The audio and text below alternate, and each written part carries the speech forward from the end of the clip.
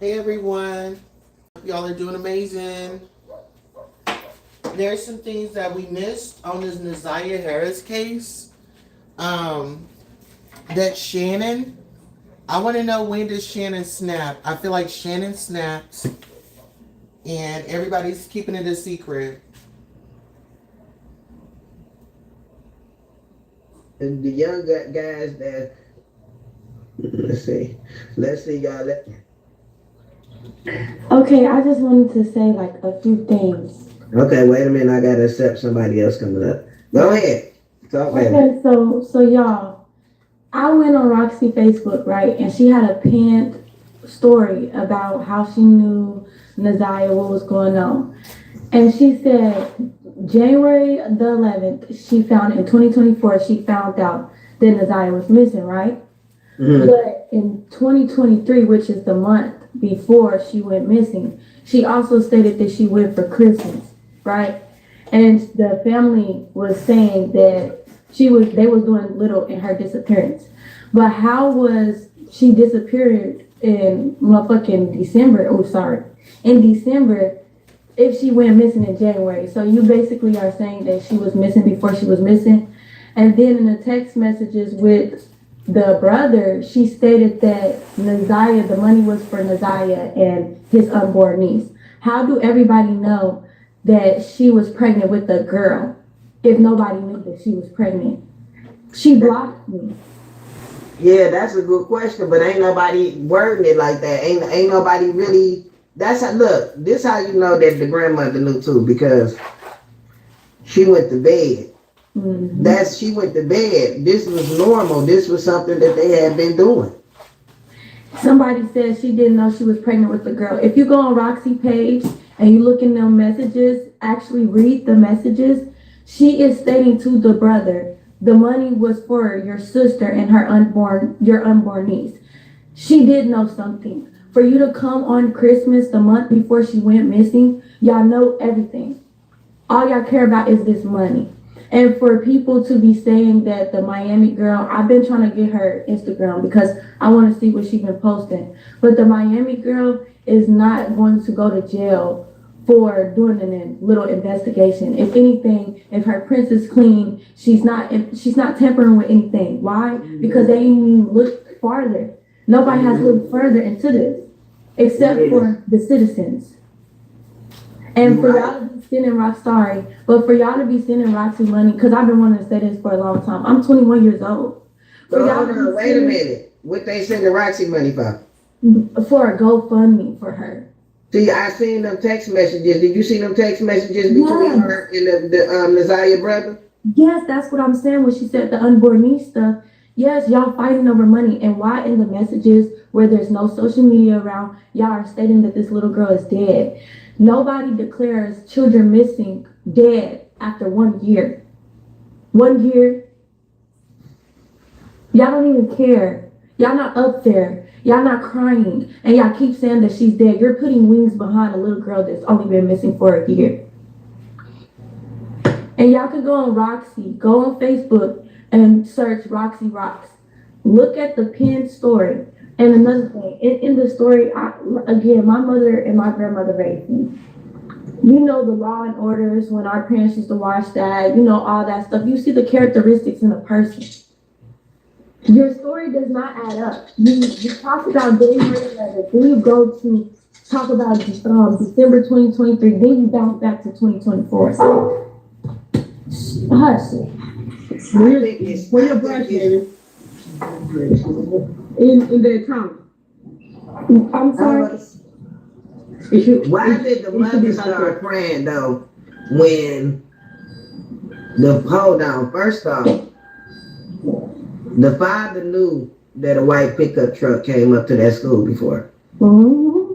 Then on top of that, y'all both asked Naziah who was in the first pickup truck, and the father said that she said it was her daddy. What you mean your daddy? Like, what kind of daddy? Like, and then the grandmother started crying. Why would you start crying? Because the young lady said it was her daddy. Come on. Right. But y'all gotta realize too with the Roxy thing, Roxy making shirt sales right now, and she using the GoFundMe Yes, And then did y'all see that video when the girl was live searching the shed and she went on there trying to say, I'm out here searching like I always do for my cousin. Yeah, It's different that she out there making sure y'all don't find her. Cause when y'all say the whole family involved, that means the whole family, not the just whole Shannon and Grandma. It's the whole family. If they actually seen stuff and wanted to call and so-called made calls like they say they did, they would have took that girl in their own house. They would have not sat there and let her go through all that over and over. Exactly. And somebody said the GoFundMe got refunded. Just because somebody refunds something back does not mean they're a part of it. Come on now, nobody wants to go to jail. And plus, the kids will get taken into CPS. So, of course, the whole family gonna keep it a secret because they know their kids don't get taken. Because they've been hiding a pregnant child. And then it are not making it add up. Somebody mute themselves. They see from state, they see from out of state. Yeah, but the real thing. That's Princess Ju. Yes. And then I don't even, but have y'all noticed, like, you know, when people kids usually go missing, people kids could be missing for 15 years. They still saying, I want my child to come home. They're not saying they did or where's her body, like nothing like that. They're hoping that they're still alive for years until they find the body. Whether they notice that they're dead or not. Like, I don't get. She blocked me because she's manipulating the situation, and I went and put it on all her posts because you put this story, but it does not make sense that you're a part of this family. And no, it's a video going around, and Nazia's 7 months pregnant. Marjorie as well. The auntie just had a newborn baby. Nobody noticed that. No, because but I knew she looked like she was bigger than the other twin. I put somebody on mute by accident. They need to take themselves off of mute. No, somebody say somebody's scraping ice. Yes, I was like, they tearing it up. Exactly. Roxy haven't been around her since she was 2 years old. So why are you?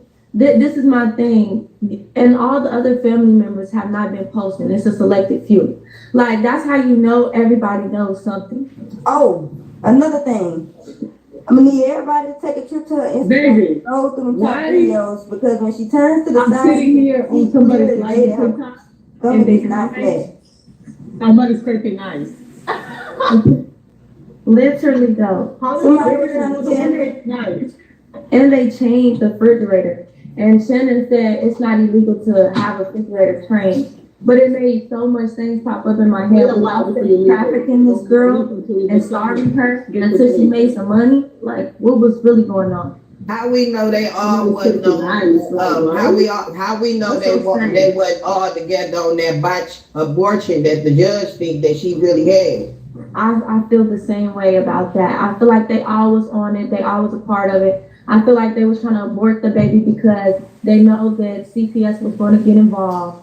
And she got 5 kids, like she said. And who else knows? So they were trying to get rid of the girl. That's what the crazy part. The crazy part is, even though, because they said Jarvis got access to her Instagram and stuff that he could delete her posts, he didn't even delete all the posts. They literally have posts on there of her TikToks. If she turns to the side, her stomach is poking, bro. She does not have a flat stomach. Got 3 different. She got 3 different Instagrams. That's why. That's probably why. It's that spam account that I seen it on the top 3 videos. One of them is turned to the side. You can clearly see she has a big jacket on, and her stomach is not flat. Because somebody just arguing her being that small, even if she wear a big jacket, can't cover it up. Obviously, that's why you can see it from the front. You see it from the side. Know because in the video, her other video, she was it's a white jacket too that you see. She was very thin. Like 3-4 months. She was very thin, and she wore her stomach out in all her videos. And then but it's the rug jacket that she was actually like, you could tell she had to be at least 5-6 months. I was about to say, and there was another one that looked like she was at least 6 to 7 months. That's a rug jacket. It's a white jacket one on there too that she looked like she about 4 months on there. And I feel like the auntie. That text message saying that Shannon been still putting money on Jarvis' books. Yeah, they using Shannon GoFundMe. I feel like it was hush money. I feel like it was hush money because, again, there was a Facebook status that stated that a dude in jail, but you know, we can't believe everything, but we do have to think about it. He said he was in jail with Jarvis, and they switched his pod because, of course, you're rapist or pedophile. They're gonna hurt you, and they switched him with people that had the same case of him, but he went in the hole and he told everyone he didn't kill her. But everybody is saying that the auntie is putting hush money on his books. But I do find that strange that they charged up Naziah's tablet when she knew that the police was coming. So you knew and you deleted a lot of stuff. And she admitted that she went through the text messages before they got there. And said, remember, did y'all see the podcast before Shannon even went to the court thing? And she was like, how do y'all know that Jarvis did that? How do y'all know that he got her pregnant? How do y'all know this? How do y'all know that? As if it's not I ain't saying. No, I did not see that one. What's the name of that one? She was on a little interview with somebody. This was before the court case. She was trying to say basically we don't know nothing. That's sad. And then they said it's not her first time being pregnant. Oh yeah, they did say that. that. Your first time being pregnant? Yes, this is not. They said that she couldn't get another abortion because she already had the first one. Ain't that something? Y'all hear this? This is crazy. They Y'all. said about 11 years old or something like that. No, but please, y'all spread awareness on her page because I do not want people to get their money taken, body shirts, buy everything, and they do not know what's going on. Because that's why the mama, they said that the mama went through the same thing, so obviously she gonna have the same mindset now. Look, how do y'all feel about Naziah, Naziah brother wanting to get compensation if he be on somebody's platform? I don't think there's nothing wrong with it. I think that he see that everybody else making GoFundMes and making money off his sister. He feel like it's the perfect opportunity for him to get some too. But why not? That's why he arguing with Roxy. How can y'all get it off my sister? But that's my blood sister. And I'm not getting that. That's how he looking at it. That's what it look like. Yeah. They all So who's taking her to the hospital? Wait. That's what I'm saying. That's a good question. I found out it's a HIP law here in Michigan. You can go by yourself as long as you get up. Oh, so she could have walked. Yeah. She really could have went in there by herself type shit. Yeah, I didn't even know that. That's crazy. Yeah, that's y'all gotta look at it. Even if the mom was on whatever they saying she on, why would you put your child in a predicament you know that you went through yourself? You couldn't have thought that she changed. How can she change if CPS been in her life for 40 years? If the other family ain't changed for over the decades, what make you think your mama changed? Because she was an addict. You got to think about it. She ain't thinking straight. No, they saying that the mama on Facebook defending everybody but the baby. Duh, she was going through the same thing. She got the same mindset as them. And it's another thing. Well, I ain't seen that, but it's another thing too, y'all. In what was it? I want to say they were stating that on January 9th when she went to the shop with Jarvis, and that's what the other lady stated, that they went to get her mama car fixed. But my thing is, why didn't nobody report this the day she went missing? Ain't that something? And then y'all reported her a day later, the next morning. Y'all all knew what was going on. I was about to say, because at this point it's giving the community news. Like, yeah, I was about to say, it's giving everybody. Her own daddy knew that they went together. Like, what? Yes, that's what I feel. How y'all seeing this man? She said come over and come in and give Shannon some before you come give me some. And y'all don't see this man coming in her room? Not at once. Not at all. They did. They already said it when they said, if Shannon said before we met, he told me what he had going on, and I had a decision to see if I wanted to pursue a relationship or not, and still chose to. So tell me how you knew this, you knew his background, you thought he changed because you said society gave him a second chance, why can't you, right?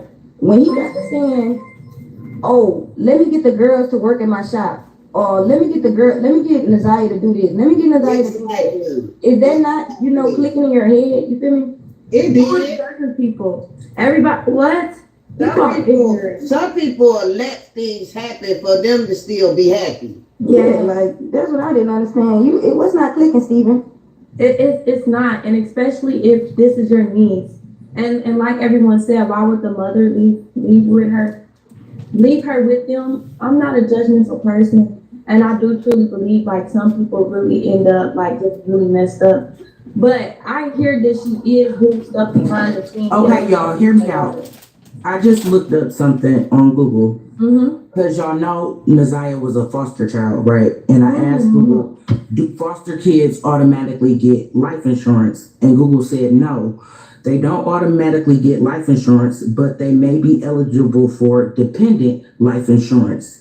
Dependent life insurance is a type of life insurance that pays out benefits when a dependent dies. So it's deeper than what we thinking. Like I had said on The Mimi insurance Live. claim also? Huh? You said what? Insurance claim too, God. Like I had said on Mimi Live a few days ago before they had Banana TikTok. I said I feel like DPD is helping cover this up.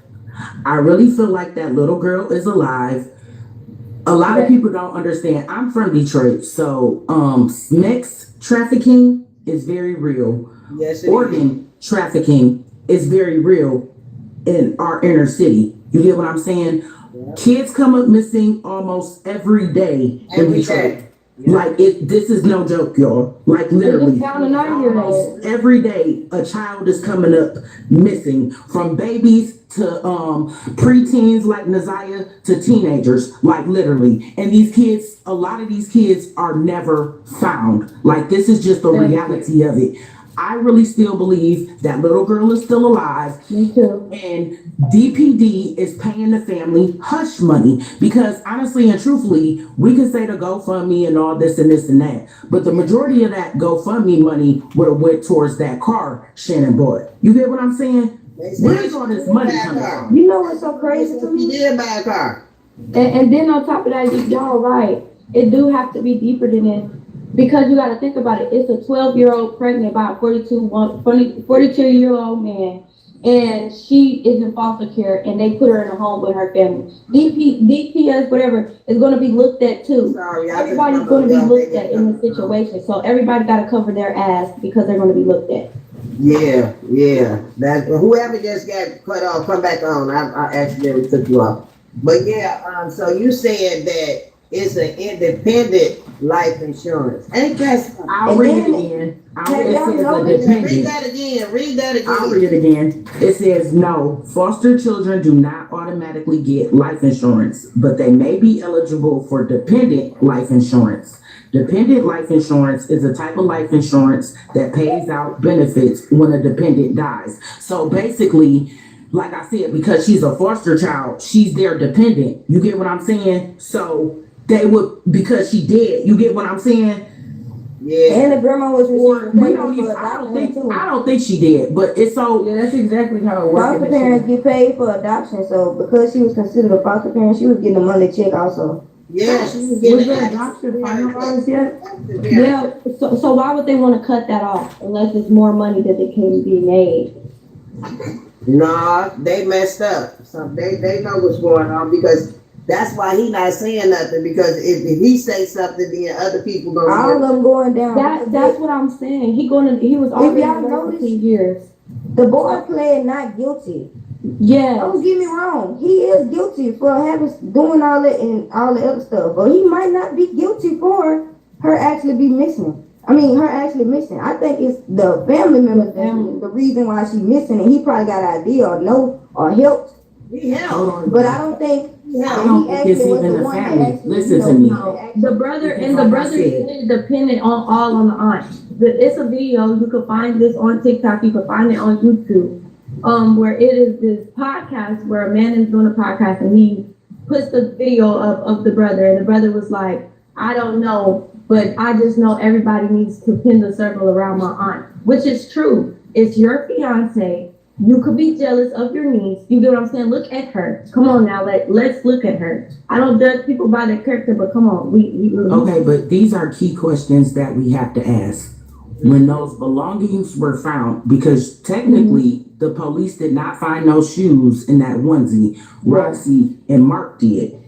So if you go on Mark's Facebook page, he says before they found those items, it was already 9 different precincts out there looking for Naziah. He said he got on live and the officer told him, no, you can't be live and search in this area, but you can go in another area and go live search. He said he went across the street. He said he didn't know that him and Roxy was gonna find them shoes in that onesie over there. He said when they went across the street, that's when they seen it. He said he was on live. He said an Oakland County sheriff called him and said, hey, I see you on live and I see you got her shoes. Where are y'all at? Mark said, we're right across the street. He said, okay, don't go nowhere. Here we come. These were Mark's exact words. Him and Roxy stood out there for 2 hours and nobody showed up. So this is my thing. If I'm moving to a whole nother, if I'm moving from Texas all the way back to Detroit, because my family member didn't pass, and I find some evidence, and the police tell me to wait, I'm not waiting 10 minutes. I'm causing hell about mine, but maybe that's just me though. So y'all telling me y'all waited, nobody came, so y'all also not only waited, y'all left the evidence out there. Mind you, they was on live. If Shannon had hypothetically done something to Neziah, she could have easily went back because Mark was on live when they showed all this, given the location and all that, and picked that evidence up and got rid of it. If they really done something, why wasn't that evidence weathered more? Mind you, Jarvis had already been in jail for a month. Neziah went missing in January. Jarvis got locked up in February. The evidence was found in March. Okay, so hypothetically speaking, if that evidence was out there since she went missing, since January, why didn't it look more weathered than that? Them shoes would have already automatically been fucked up from the snow, all that moisture. The shoes wouldn't have been looking as clean as they was. I think there was plenty evidence and taking evidence. That's what I feel like. The more that They knew it was about they the put it out case, there. the more we talk about the case, the more we start to figure things out and people go and investigate. I feel like we're helping them hide shit and cover it up because we're figuring out, and it's buying them time because the police is not investigating as hard as we is. And being on live, say you get close to the location that they got her in. As soon as you go home, get off live and go home, they probably go over there and move again. Like, you never know what's going on in the background. Yes. One thing I about it, got feel about this young going up in But the there. crazy part is the FBI would have been got in on this. I'm But surprised they have it. How do you feel? How do the panel feel about Miss Young going and collecting her own evidence? I don't find nothing wrong with that, and if people feel like there's something wrong with that, then that is a problem. Because do anybody remember when a lot She's of doing more than the family doing. a lot of children went missing, and there were tons of people going to go get evidence and finding things and helping find missing children, and nobody had a problem then. But what is so important about this case that now when she picks up evidence, nobody wants to take it. And then it's another thing. How Roxy say that she clout chasing, right? I'd rather clout chase than take my money. And not only that, a lot of people don't understand what Mimi is doing is going to uncover a lot of things. And that's why they don't want that girl doing what she's doing. Because even hypothetically speaking, if she don't come across Neziah, she's finding some shit. Yeah, and that's what they don't like. Yeah, like for real. She Don't doing let Peter when she broke in that She don't need to be posting it because she's just helping them. You're posting evidence that you're finding and telling the police come do their job. One whole time you're helping the killer come pick up that evidence before the police can come do their job. But what you gotta know is, listen, that's why I'm saying it's deeper than what we think. Jarvis been in jail for a year. If that was the case, y'all gotta know the police they been had their eyes on Shannon and her whole family. They ain't got nothing to do with that. I'm telling y'all. Jarvis don't end up taking a fall though, because he done already been paid off by whoever he is connected to that's higher up than him. This shit deeper than what we think. It's a chain of command when it comes to Shannon this. paying him currently. She's What about his friend? filling up those books and answering those phone calls. Like what? And So then- even if nobody else is involved, Shannon is most definitely involved. Yeah, that's what I was about to say. Shannon is She is juicing them books up when they go from and she threw a birthday party and she is answering the phone calls. Where you think she's getting the money Shannon from? is No, involved I feel like Shannon is involved to the extent with Hey, you know what I just thought about? giving Neziah away to whoever they gave her away to. But look, I really believe the little girl is still alive, to be truthfully honest. And that's why I can't say where her body at, because there is no body. Because he told Roxy that Naziah wanted penis. You know, I'm trying to talk in a very good way. But they were talking about how Naziah been wanting, you know, and this was Shannon speaking. And Roxy was like, oh, she not a virgin, you know, bad mouthing her. So at the end of the day, if Shannon was not involved and then said, oh, we think she ran away with or an older man, ... Like, come on now, no, Shannon is involved and Shannon does know. Let's not forget that it is older women or there is people that are jealous of their nieces. And Shannon talks about her as if she's But y'all have to understand, y'all, we have to look at all the facts. Just because we know for a fact Jarvis had been in Naziah's life since she was 2. They had just found out. Who brought Jarvis into her life? Marquita did. Marquita brought them in. Marquita, the first twin, brought them Jarvis and they like period.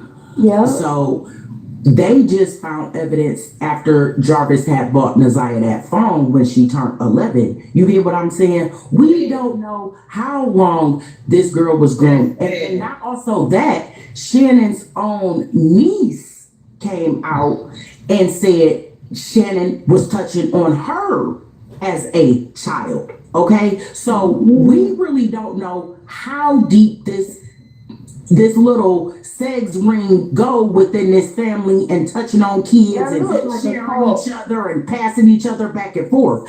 I really believe the girl is still alive. I feel like Shannon too slow to do something like that. Like real, if you look at the whole family, they're all, you could tell it's something wrong with all of them. Like seriously, they don't have that mental capacity to do that, get rid of the body and then hide evidence. They don't. They just don't. But keeping a secret is different. Right, I got it. Because keeping a secret could have went wrong. Y'all gotta understand, them households with 9 and 10 children, they're basically their own intermediate family. That's their own immediate family. Like, they keep their secrets between each other. I have an auntie with 11 kids. The stuff they have going on in their house, they don't want other people to know. They don't let us know that stuff. They don't want us in their business.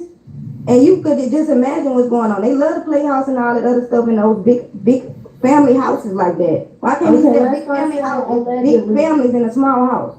And then, mind you, y'all heard about Krishan's family, right? What was that they was doing to them kids? Yeah, boys, right? Yeah. You feel me? That's another thing. And then what I just thought about with that GoFundMe thing, I remember this girl on TikTok, she went viral for helping this homeless man, and she couldn't access the GoFundMe fund because she needed the ID. Needed the man ID. How are they able to access the fund? How did GoFundMe give her trouble accessing the funds and not giving these people trouble? That's sad. I just thought about that. I said, wait, GoFundMe. Like, but she claims she never set up, I guess with GoFundMe, you could set the account up, but you also have to like link a bank to it or whatever. I guess her whole claim was she never linked the bank to it, so everybody was supposed to be getting their money back. But nobody posted about having a refund, getting a refund. And the brother keeps saying, I'm going to tell my side of the story. But in order for him to tell his side of the story, what they endured as children, he wants views. So just think about that. But no, honestly, I went on his Instagram too. Let me say something about this. I don't feel like technically the brother is wrong because honestly and truthfully, anybody got anything to say, it's him. He was more blood related to Naziah than anybody. You get what I'm saying? Yes, I get what you're saying, but why didn't he speak up? If it was my little sister, I have 14 But that blood obviously didn't mean nothing to none. Exactly. I have 14 siblings. Do you think that we are not? We are searching for our sister and our brothers. We're not doing that, and we don't need a platform to do it. We don't need a platform and a lot of followers just to tell our story about what happened to us when we were children. But you have to understand that the brother is also a child too. Yeah. With a kid. He's a baby. He's a baby himself. He just turned 18. He's a baby. On top of that, he just lost his sister. And he said he out we here. Can't tell that boy how to grieve. We can't say you need to tell what you get. What I'm saying? You're right. I'm telling him how to grieve, but at the same time, he was in the same situation and he got away, bro. He ran away. He left her in that house. Listen, All of them left her. 21. I'm 21 years old. At the age of 18, 17, let's not forget, we say we kids and everything, but we know what's wrong and right. We know what's wrong and right. If you mean to tell me you're a big brother, you a big brother, and you're not going to be a big brother to your sister, you're going to run and not tell nobody? No, you going to want to sit there and make sure you might even want to kill the man about your sister. He ran away at 15, 16. My sister would have been on my back. On my life. Like, come on, let's not. Sometimes kids are not thinking about the other kids, they thinking about themselves. You know, he was a kid himself. Exactly. So why care now? Yeah, why care now? Because he got the burden of not being able to protect his sister now. Right. He's probably feeling guilty, y'all. Y'all gotta understand, if he ran away when he was 15, 16 years old, there was no way capable he was gonna be able to take Neziah with him. And who ran He had to fend for himself as a baby. And who ran after He him? was still a baby. And who ran after him? Nobody. Who went and got him? Who Nobody. So I'm not gonna put all that responsibility on that boy. They're not putting the responsibility the on him. adults failed her. Yes, the I can't put that on the brother. All them adults failed her. And that is just the reality. Because the adults knew better. Yeah, they knew better. Yes, they did. Do something and you didn't say anything. And you have a who's to say he didn't say anything and nobody believed him, and that's probably why he left. We don't know. We do know that it wasn't the case of nobody believing him. It's the case of they heard him and ignored him because they didn't care. It wasn't the case of nobody believing him. That's not the kind of situation. Exactly. And now you want to use the platform to speak. We do know he started a GoFundMe page. You feel me? Exactly. Like everybody is going live. He's smart enough to start a GoFundMe. So that's why I feel like it's the whole family. I don't care if all of them it's her blood, right? They came out the same COUTURE or not. They all got the same blood. So that means they all the same family. And they all you. That house is a incest of evil. That whole house. How the grandmother stood up in court and had to look over the entire court just to identify Jarvis Butts, who had been coming in. That was crazy, wasn't it? That was crazy. And I heard that it passed down. Like everybody basically got touched at 13 from the sounds of it. So you don't know if they was touching each other as kids. You get what I'm saying? Well, you get that from the cousin. You already knew that, but this comes from they said that the kids was getting touched by the grandma boyfriend. So it's like It's that extra well known.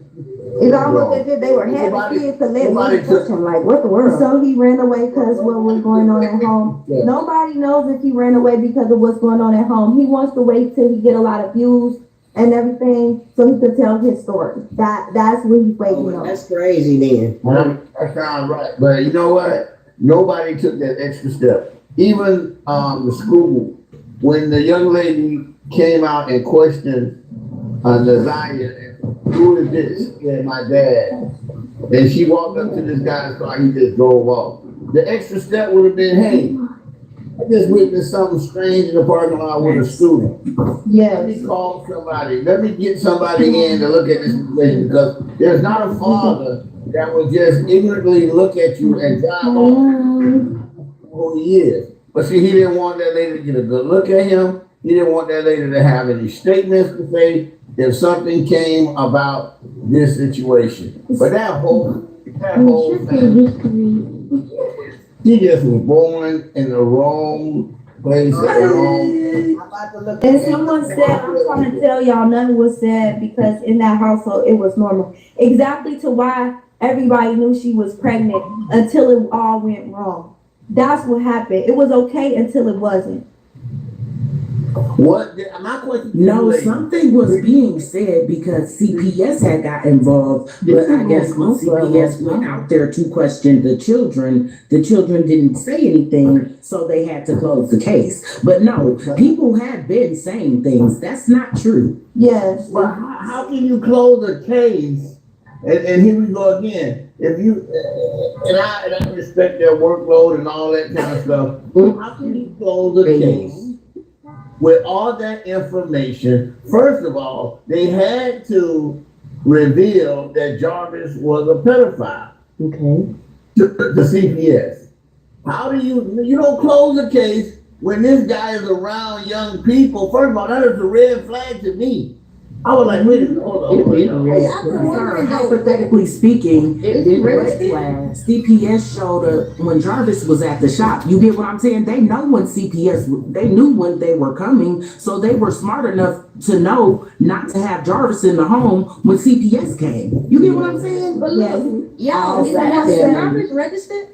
Yes. No, and that's another thing. I don't think he was registering like he was supposed to either. No, he was not registered. Because if you had registered, everybody would get the paper. Someone said right when Nasiah got pregnant, that's when Shannon had a problem with it. Y'all peeped how Shannon and them moved 3 times on the same block when Nasiah went missing. Yes, I peeped that. I thought it was just me that noticed that the grandmother moved 3 times. Mm-hmm. So what if he was buried in one of those backyards that she moved 3 times, so nobody knew which backyard she might have been buried in? That the reason why the grandmother played that role to buy more time for them to move her body, you know what I'm saying, to protect him as he, unalived her and moved, because the grandmother came out like she desire. It's like buying time. And then they have to talk about it. They have to talk about it for Jarvis to go get locked up on a whole complete different case. Somebody said that Jarvis was classified as a low threat. That's why he didn't have to register. Yes. You gave STD to a 4-year-old and you're considered a low threat is outrageous. And supposedly the 4-year-old was his daughter. Exactly. That's what I'm saying. Like, what? A low threat? Oh my Lord. Is that not high risk? That's blood. Like, what? Justice system is Very high risk. They said the auntie was going Why around are they trying to save Javarius? And Shannon stopped covering his And because Javarius is not just, it was not just him. So they're only using him to go to jail because, he already had that rap sheet. Exactly. So why not take the fall? Did y'all hear about the party? About the party with the cousins? And he actually going around asking everybody, do they want to do oral? And they go tell Shannon, and Shannon, what? They tell the police, and Shannon basically make them retract their story by paying them. Shannon, come on, for real, girl. Oh, man. He loved that man. This was before the stuff that was going on. But then, mind you, again, I'm knowing that children were telling them stuff, bro, because there's no way this man walking up to me asking me, do I want to join in or give him oral, and I'm not gonna tell my mom or somebody. Daddy for sure. Like, what? Somebody. And you felt too open and freely to be able to walk around those kids and ask them, do they want to do that on you? Like, what? And then for the school not to be saying That's his Instagram handle in there. His Instagram handle is twerk out Murray _. What is Miami Young Instagram and Facebook?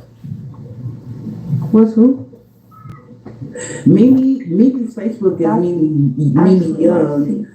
I don't really know her Instagram, but I know her Facebook is Mimi Same Young. thing. I'm about to look it up right now. I'm on Instagram. I'm about to look and see. I don't follow her on Instagram. I had just followed her on Nasiah brother handle. I'm putting in the Nasiah brother handle again in the comments. There should be a way you can pin it. I don't know how to pin that. How you do it? Let's see how you pin it. Try to click on the comment and like hold it down, or do you have mods? Maybe your mods got a pin. They don't say no pin. I don't see nothing say pin. Nope, I don't see nothing that say pin. You know what, young man? You can't pin on the panel. Okay. Oh, okay. When I first heard it, it was like, okay, run the mill, molestation, da da da da. But then again, I started to think, my wife, my ex-wife now, her best friend's sister got pregnant at like 16. She wanted to keep her baby, and she wanted to go to school. I had 2 boys, and I wanted a daughter so bad that I stepped in and said, listen, if you truly want to go, her mother wanted her to abort the baby. They were living in subpar conditions. And I said, there's no way you can keep that baby healthy in that house. The floor was cracking up, the cement was cracking up. I said, let us get the baby. You keep going to school. You want to move out and come get the baby. She didn't want to leave her mom, whatever. I understood that. So we took this baby and raised this baby till she was 9. When the mom graduated, got a job down on her feet, we returned her back to her. And I just cannot, and I love this child to this day, like she is my very own. It broke my heart to hear that this Negro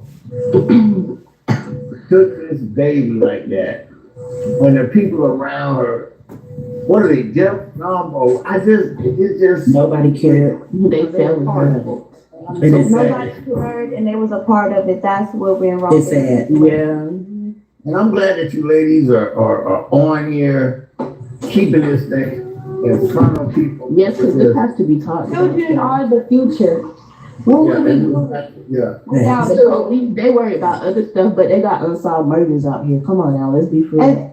And after so many kids, we really don't want to talk about it, because if we really do talk about it, then we talk about what's really wrong with the government. Because there's a lot of kids that go missing Amen. years. Each year, every year, they hide it. They allow this stuff to happen, just like they allow big cartel stuff to happen. Yes. That's why I said it's deeper than what we think, y'all. I'm telling Yes. y'all. Y'all gotta almost think. Y'all gotta almost want to think. know the full details. We don't know who the virus connected to. Do y'all remember what happened to Kanika Jenkins? Yes. Yes, they kinda Y'all say remember they don't y'all know remember the guy that was covering her case, Zach, and how he was uncovering so much, like to the point where they ended up unaliving him. Yes. Y'all have to think on that scale with this Neziah Harris case. Just like with Alexis, where she went missing after she dropped It's deeper than what we think, But bro. with the Kanika Jenkins situation, you guys, like you said, it's deeper than what you think. The hotel was owned by, I think, Selena Gomez. Yes. Oh my God, y'all, they talking about Selena Gomez. Yes, Uncle yes, used to work Selena there. Gomez was It took her, what's the name? Yes, But y'all, not only that, Zach TV uncovered the same dude that owned that hotel owned a warehouse on the east side. And back in 2016, it was nothing but thousands of body parts found in that warehouse. What? And the news uncovered it. And when the news uncovered it, the guy it's like they just disappeared off the face of the earth. I remember that. This was a year before For the person that said I said kids are the future, because kids are the future. Kids are the future, and people don't talk about that anymore. She told me she don't want them coming to get her. Yeah, Selena Gomez was very sick when Kanika Jenkins passed away. Nobody talked about how she had to have a surgery done in order for her to be healthy like she is. Yes. They did talk about surgery. They just lied and said Yes, her I'm best talking friend. about it. They just lied and said that her best friend was the one donated, or somebody Yes, but in her circle everybody donated got rather hush than. money because it was a celeb that did this. You get what I'm saying? You see how much money the family got? I think yes, I seen that. They got a lot of money due to that. Like 1.2 million. A lot of money due to that. And then Selena Gomez also had this date tatted onto her, which confuses me. But if you turn the dates back around, it's when Kanika Jenkins passed away. Yeah, she just started talking about her sickness and what she went through and what kind of surgery she had to have. She must have tatted the day she was supposed to, what's the word? I didn't even know she owned that place. Dang. Her father, grandfather owned that place. So, and you got to think about that. Honestly, they look at us, Black community, as golden blood or anything like that of that case. So we can actually help a lot of people. And also they look at us as the bare minimum. You feel me? Like nobody is going to look for us, care about us. So it's easy to take from us as they feel. That's why they treat us like that. So that people can not look at us like we matter, even though that we really do.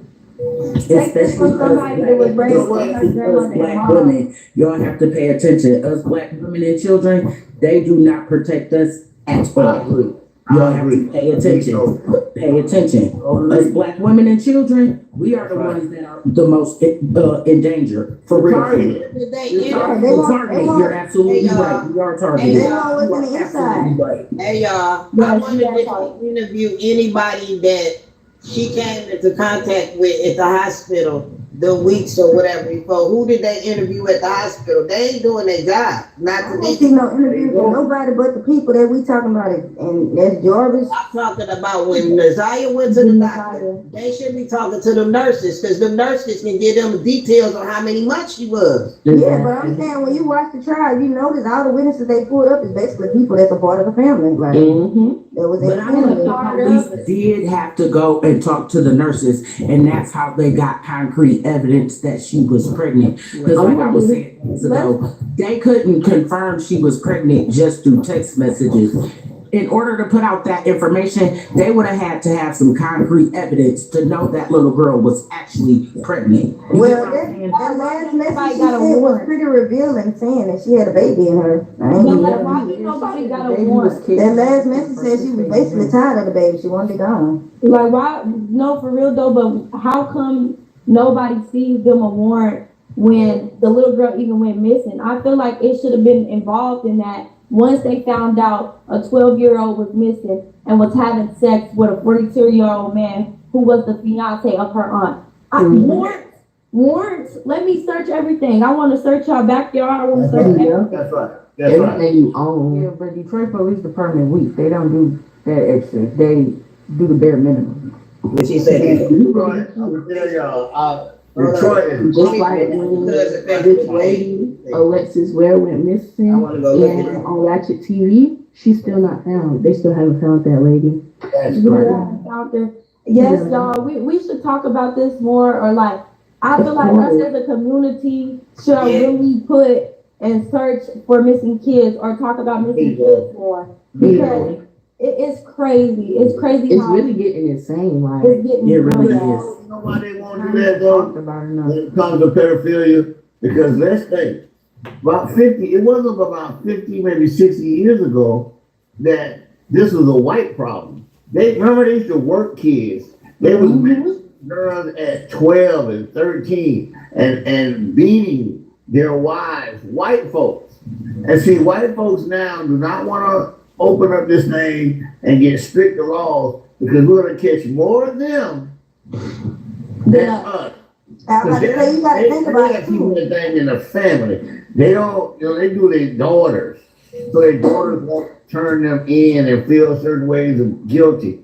But we must, as the sister said, we must continue to push for stricter laws, better protection for our baby, because there's no way that her mother, first of all of the grandmama's kids ran away. Her statement was, if they're grown enough to run away, they're grown enough to take care of themselves. All right? Then Naziah's mom ends up being abused on drugs. If you just trace it like we're tracing it now, we're not, police, you'll see, well, wait a minute.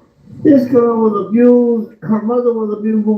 Let me go up in here and see like what Susan said, let me turn over everything. I want to see it all, y'all. And if there was a scratch, my mom used to say all the time, this all goes back to how famous people are paying these lower class or regular citizens for their children. Yes. I was about to say, you gotta think about it too. I'm gonna give him that. It's been going on. He did his big one with paying for Naziah.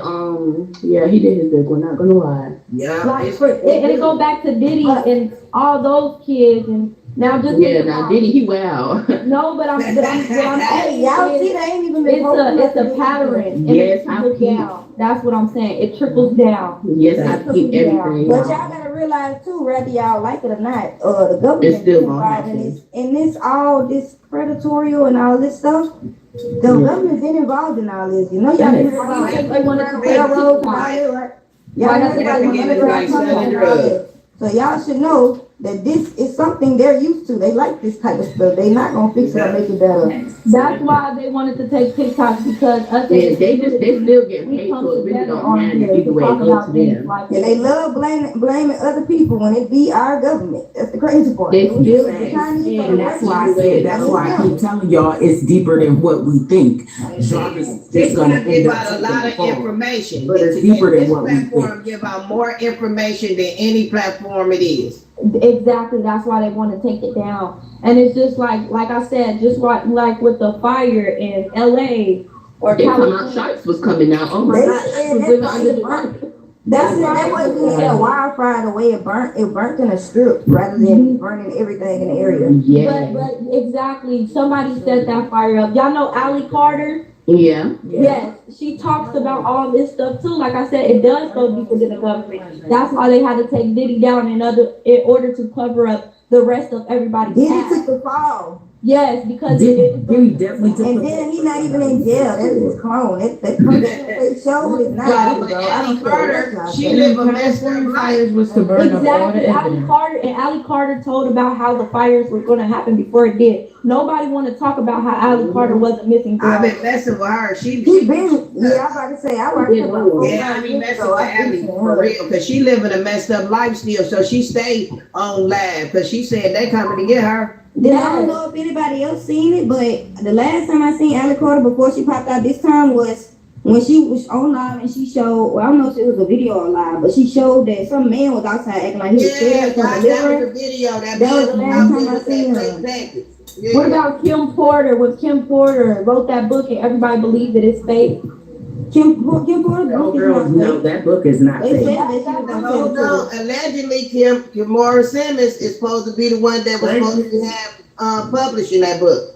And It was a man that tried to go publish it, and what he published was not Kim Porter's book.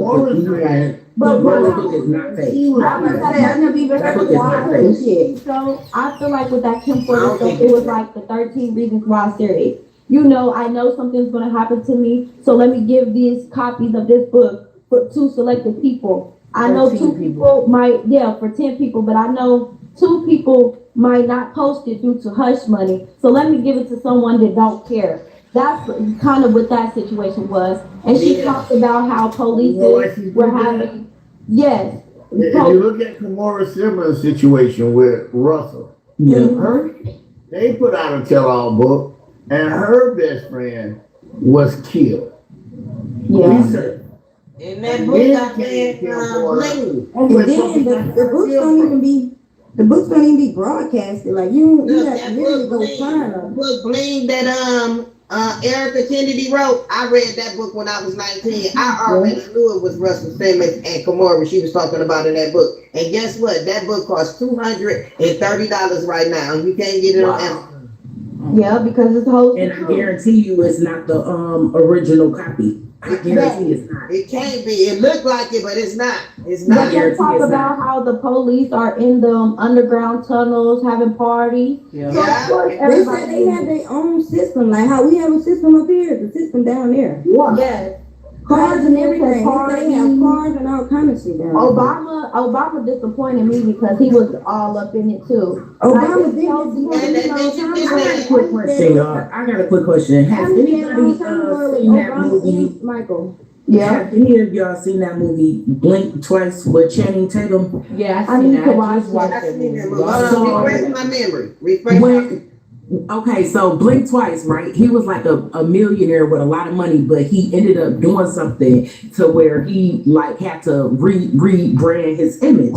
So he had like a whole island on some Jeffrey Epstein type ish, right? So he had a party, right? He meeting people at the party, different people. So he like, y'all want to get on my private jet? I'm about to fly out to my island. So they like, yeah, let's go. Unbeknownst to them, one of the girls, he done already brought to the island before, okay? So they're on the island, they're getting high, they're doing all kind of drugs, they're eating good, they're drinking good, and every night, the women are getting essayed by the men, but they don't know it because they're spraying this perfume on them that makes them forget. Ecstasy, KOUTURE. What you call it? Police twice. I didn't see that. I'm about to go watch it. So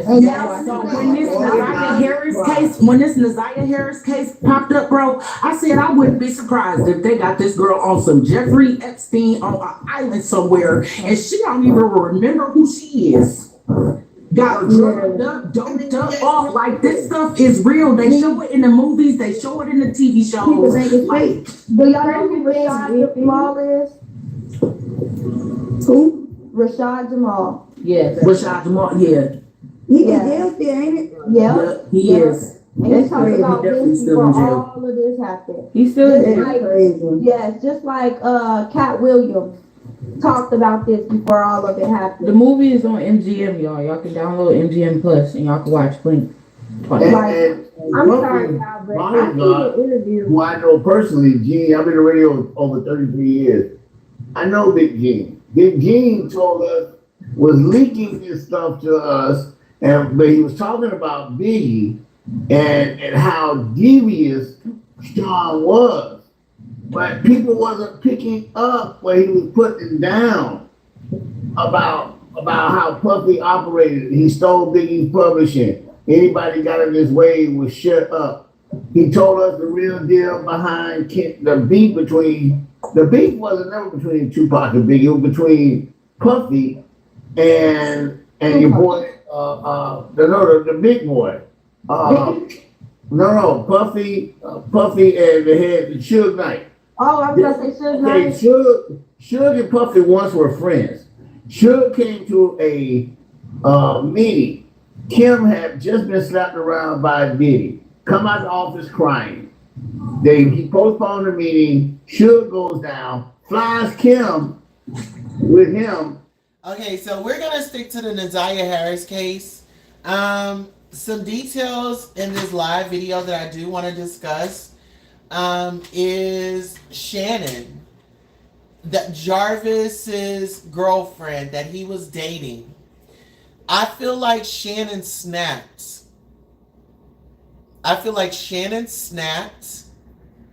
And Shannon was used to taking orders from her mother. And so her mother would be the, let me fix it, let me do this, let me do that. Because we all know Miss Annette got a good night's sleep while her granddaughter was missing. The same granddaughter that she adopted. The same granddaughter that she said that she would take care of, make sure she's good, and make sure that she has a better life. Well, we know it wasn't a better life. Any child growing up in a household and there's chains on the refrigerator, it says that you're in the military or something like that. They're teaching you a lesson, right? And this makes me think, okay, were y'all starving the kids? Were y'all starving them? Was it at some points they had to fend for themselves? Oh, if you want to eat, you better get out there and get it. I feel like Neziah was trafficked. I feel like she was. And the reason why I feel like she was trafficked is because when that sister said that she was up at that, in the parking lot, right? She was in the parking lot. The little girl kept getting in and out the car, right? Let's hear that. Yes. When's his birthday? Let's hear that one more time, because this is the sister. Let's get into the sister's testimony. November 21st, 1982. And do you see Jarvis Flex in the courtroom today? I saw him walking in. Okay. And can you point to it and tell me the color of the clothing that he's wearing? He has on, I believe it's dark green shirt. He's sitting behind the little lady to the side of you. Okay. And you remember the record reflected when it says identify the defendant in this case? So reflective. And just to be clear, you said I saw him walking in. You saw him when you were walking in or when he was walking in? When I was walking in just now. Thank you. And Ms. Butts, where did you know Jarvis to work? He worked at a shop on Warren. Why she acting like she don't know where he worked at?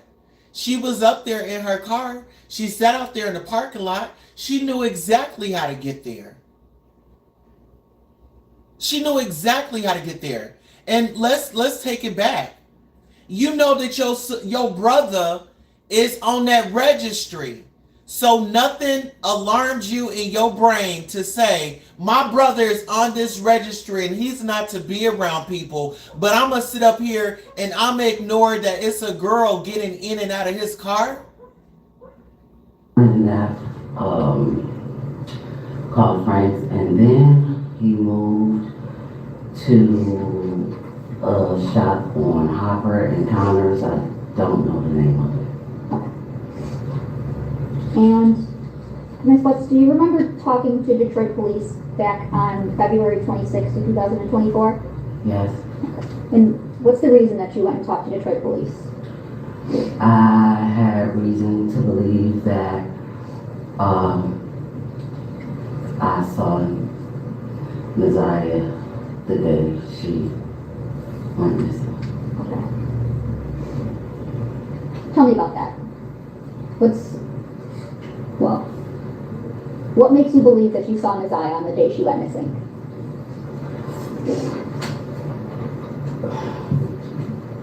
Where do you want me to start?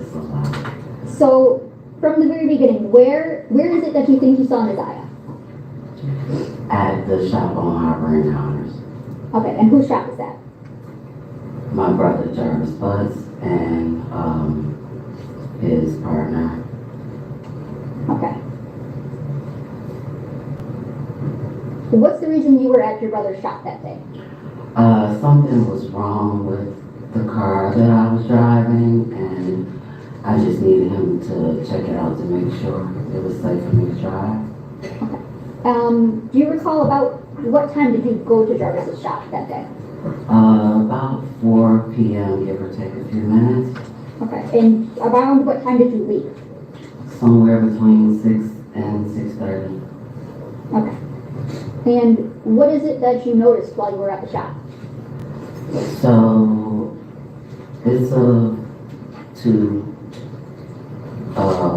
car, like garage. So I was sitting outside of the shop in my car because they were working on another car on the inside.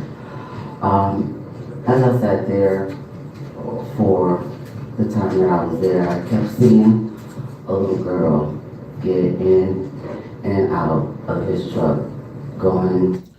At that point in time, you know that your brother is an offender.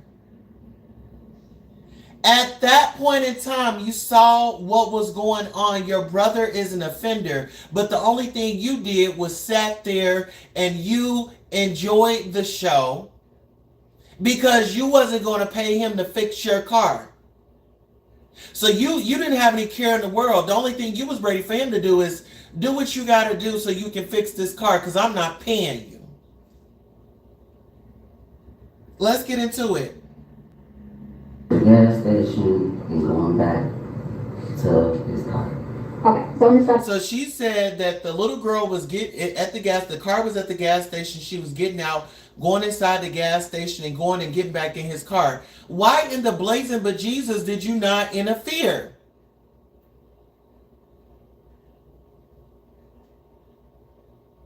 Be right there. Whose car are we talking about? My brother. Okay, and what kind of car was it? I believe the Cadillac Escalade. Okay. Do you remember what color? Kind of like a pearl white, off white cream color. Okay, and you said you described this as like a 2 garage shop? Yes. Okay, and I want to approach with people's exhibit 7. Okay. Now, Ms. Woods, do you recognize what is it we're looking at in people's exhibit 7? Yes. Okay, what is that? That is the shop Okay. right in the middle. And where at were you parked when you saw someone getting in and out of Jarvis's truck? In front of the car doors of the garage right here, I was parked facing the direction they were going towards Grayson. I was like in front, but outside. Okay, so you were kind of parked parallel with the road. Yeah. Okay. Can you draw a T where your truck was? My car? Yes, your car was. Yes. And then put an arrow the way you were facing.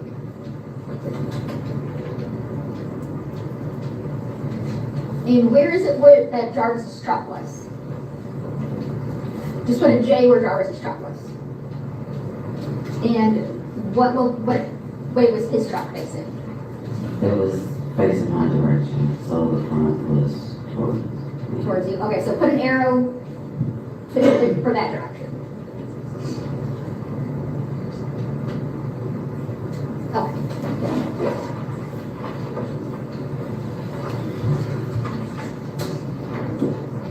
Now, do you get a look at this little girl that you see getting in and out of his car? I saw her, as she was walking. I never saw her face. Did you see any clothing?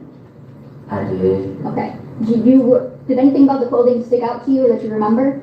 I just remember her having on a colorful jacket. Okay. And what door, which side do you remember seeing her getting in and out of Jarvis's truck? Or did it change? I don't really remember. Okay, that's okay.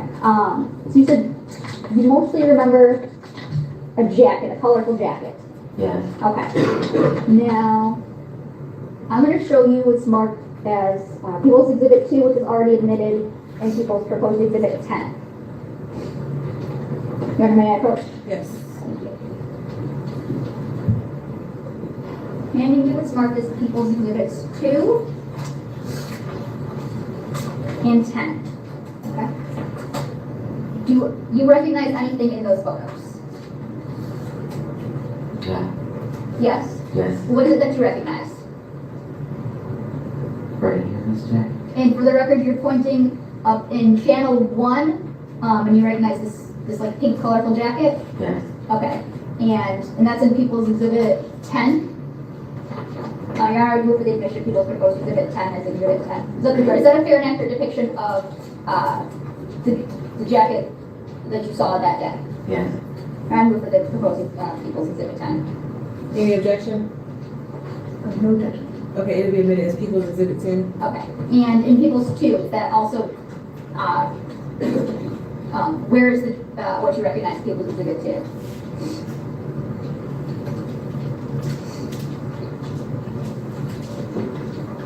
Looks like channel 2 here maybe. Okay. Facing the back? Yeah. Okay. And you recognize the jacket in this photo too, right? Yes. It's a little blurry, but it looks the same. Okay. And what about in channel 1 of Exhibit 2? It will be this one right here. Okay, and it's fair to say that's the back of a jacket? Or it seems to be the back of a jacket? Okay. Thank you. And you said that you saw this little girl with this jacket on getting in and out and going into the gas station? Yes. Okay. Did you know who this little girl was at the time? No. Okay. Is there a time that you ever get out of your car? Yes. And what do? I needed to use the restroom, so I asked his partner if I could use the restroom. He told me to go and tell him in the gas station. And as I was walking towards the gas station, she was walking in front of me going into the gas station. Okay. So how far in front of you was she? I would say maybe where the gentleman in the gray blazer is behind you. Maybe a little bit further, I'm not really sure, but about that distance. From where you are to him? Yeah. Okay. Yeah. Well, I'm really bad at estimates. 20, 25 feet? I'd say, yeah, I would agree with about 20, 25 feet. And you said you never got a chance to see this little girl's face? No. Okay. Was there anything else about her that you can remember? I just remember her being kind of small, like outside of just seeing her get in and out of the car. When I was walking towards her, I was like, she's tiny, and I just remembered the coat. Okay. Tiny, like in what way? Like tiny, skinny, short? Kind of skinny and short. Okay. And did you ever ask Jarvis who the little girl was? Yes. And what did he tell you? He told me, and I can't remember if it was this exact word or what he said is my partner's niece, or he said it was King's niece. Okay. But, you knew who he was referring to? yes. Okay. Did you think anything of it at the time? No. Okay. And what is it that made you think something, was there a time where you thought something different? Yes. Okay, and what is it that made you think something different? I received phone call, well, a video call from one of his kids' mom, and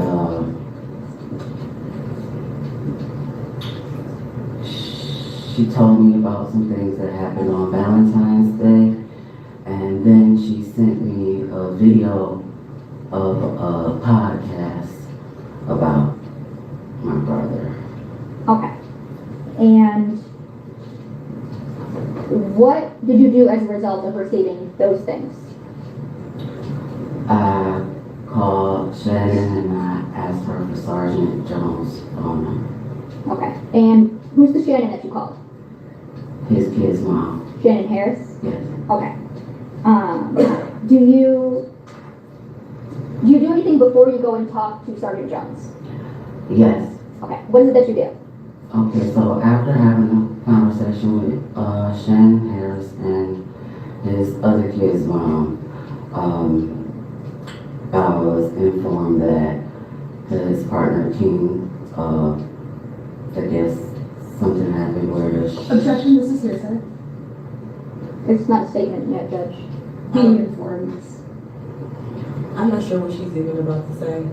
Okay, to the extent that it's informed, it's not a statement. You might have to object in a couple moments. You need to speak up. If you could stand up and make your objection. Yes, just objecting to the fact that she was informed of something. It appears this might be hearsay. Okay. We'll see. Yeah. Could you finish what you were saying? I don't know where you're going with this. I'm trying to remember where I was. Okay, so after talking to Shannon Harris and his other kid's mom, I was informed of some things that had taken place Valentine's Day. So they told me that his partner King. Okay, so at this point, this is hearsay. They told me and a lack of personal knowledge of the things that she was informed of. Can I finish? One second. What is an objection? I'm sorry. The witness has to stop talking. So, based on those, do you go and talk to someone else? Yes. Okay. Who do you go and talk to? His partner King. Okay. And where is it that you go and talk to King at? At the shop on Harbor Encounters. Okay. And without telling me what King said, kind of describe what was your conversation about? Well, I went to see what happened and what was going on. During that time, I told him that I had never seen any little girl at my brother's shop besides my nieces outside of the little girl that I saw getting out of his truck today. Okay. And you told this to who? King.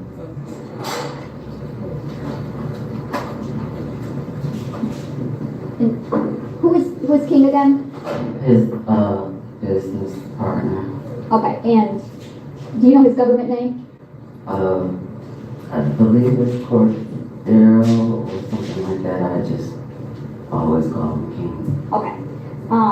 So you went and told him that you hadn't seen anyone out at the shop besides your nieces and then the one little girl you saw that one day? Yes. Okay. Did you ask him about that little girl? Well, I didn't ask him about it. After I said that to him, he told me. Objection, Your Honor, this is going to be hearsay again. Judge, it's going to go to the effective on the listening. There could be an exception. I don't know what she's saying. So you might as well just stay standing up.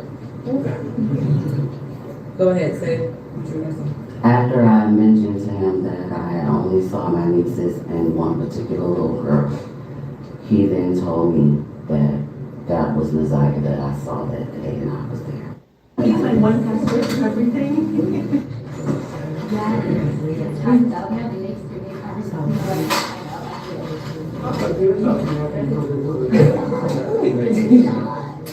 Take it out to find my other lawyers that related to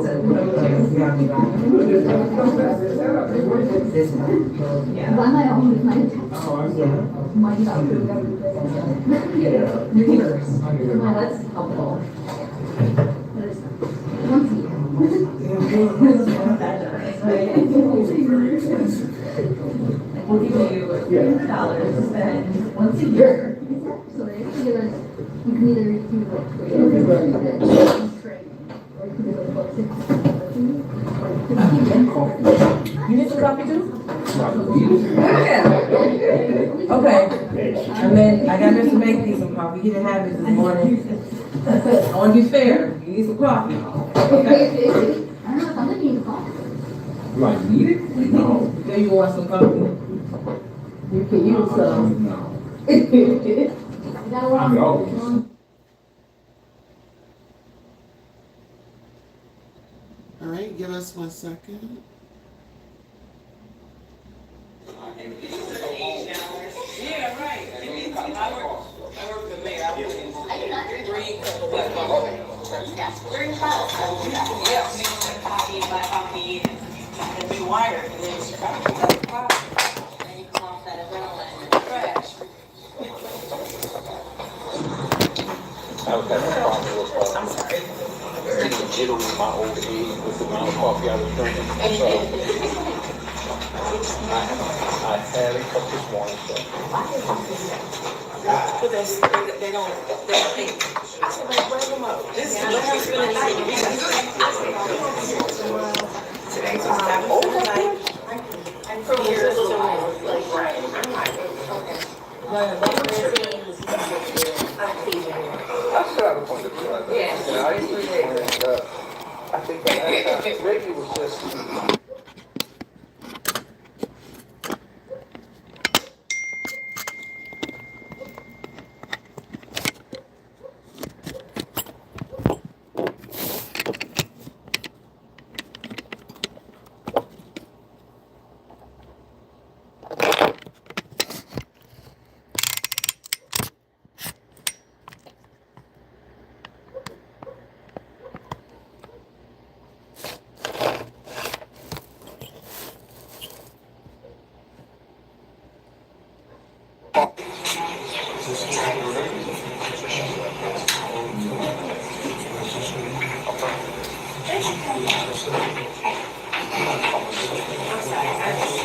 You told me.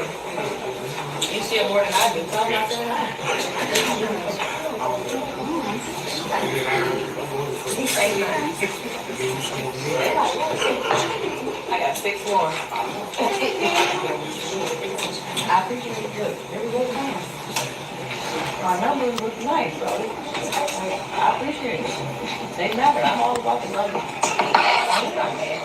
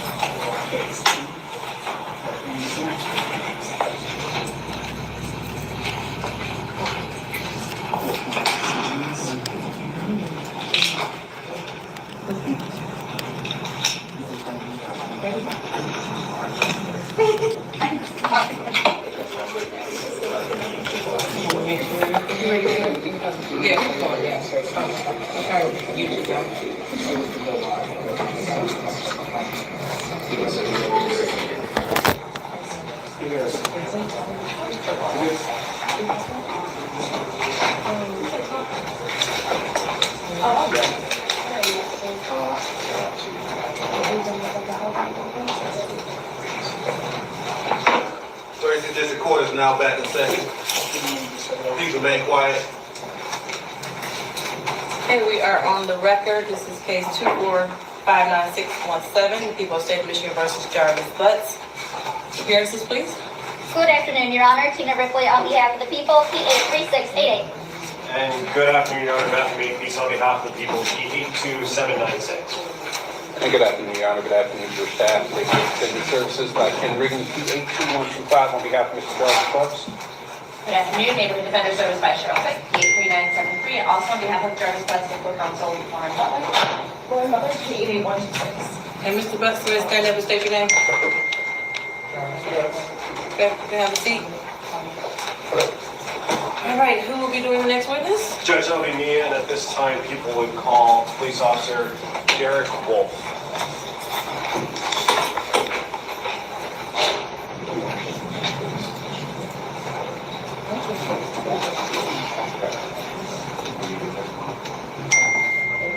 No, it's not.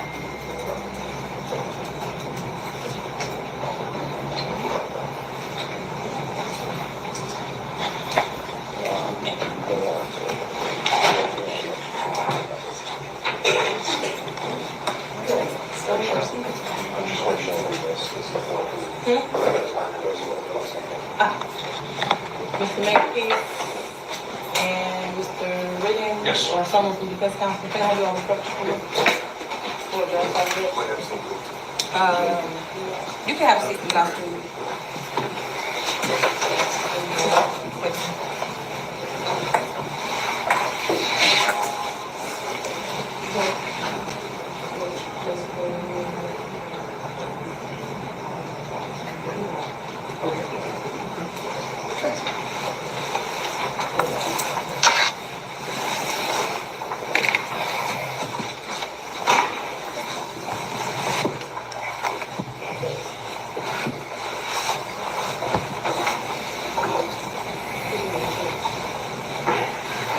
Okay, so the brief sidebar I had with Mr. Makepeace and Mr. Riggins regarding Officer Wolf. I just want to put on the record that Officer Wolf is an employee at 36th District Court. I do not have a personal relationship with him, only a working relationship in which he comes to the courtroom in 234 to do his job as a court officer. I want to make sure with the people in defense there's no objection to me hearing his testimony today. Okay. No objection. Okay, I'll swear you in. You swear to tell the truth, the whole truth, and nothing but the truth. Yes. Okay, we can begin. Can you state your name for the record, sir? Derek Wolf. And what do you do for a living currently? I work at 36th District Court as a court officer. And how long have you worked at 36th District Court? 2 months. And prior to that, where did you work at? Detroit Public School Police Department. And how long did you in total work for the Detroit Public Schools? 17 and a half years.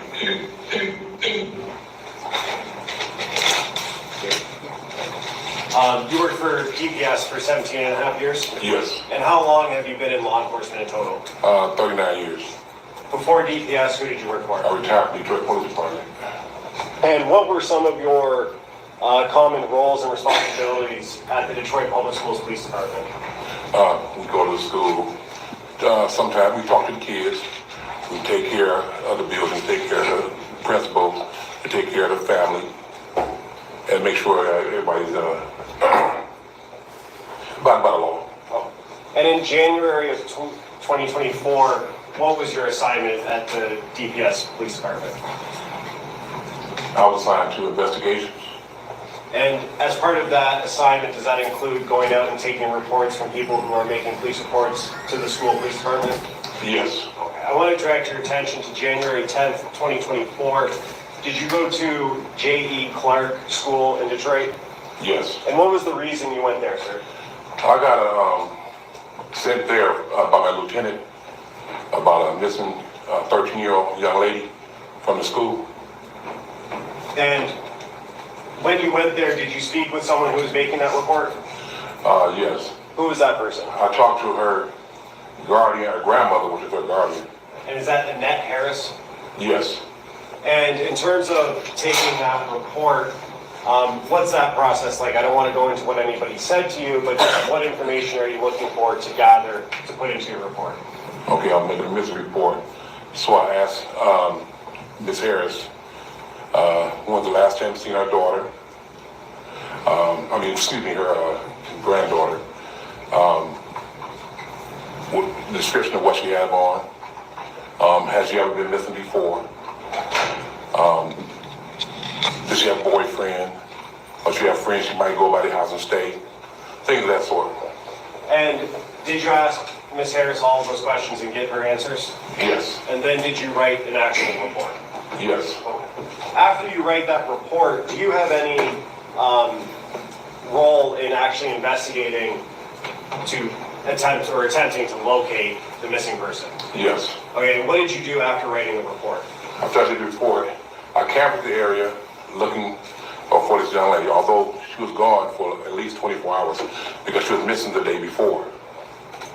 And then from that point, we didn't find anything. So I followed the bus number that she was on.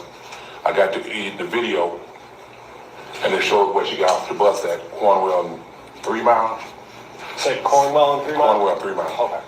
And from that point, like I said, we went to the house, talked to the guardian again, talked to some of the people in the house, and then we went on in and let it go from there. Sorry, just to be clear, you keep on saying we. Are you doing these things with a partner? Yes. And who is that partner? Dale Gardner. Okay. Judge, may I approach? Yes. I'm approaching with what's already been admitted as People's Exhibit 2. Do you recognize that, sir? Yes. And what is that is contained in Exhibit 2? A school bus. And is that a still shot from the video that you pulled or that you received? Yes. Okay. And that's the bus that you identified that Neziah Harris was on? Yes. Oh.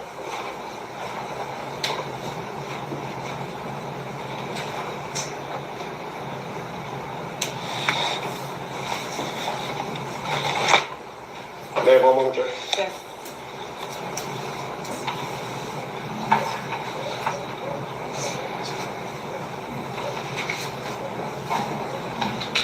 I have no Judge. Back across.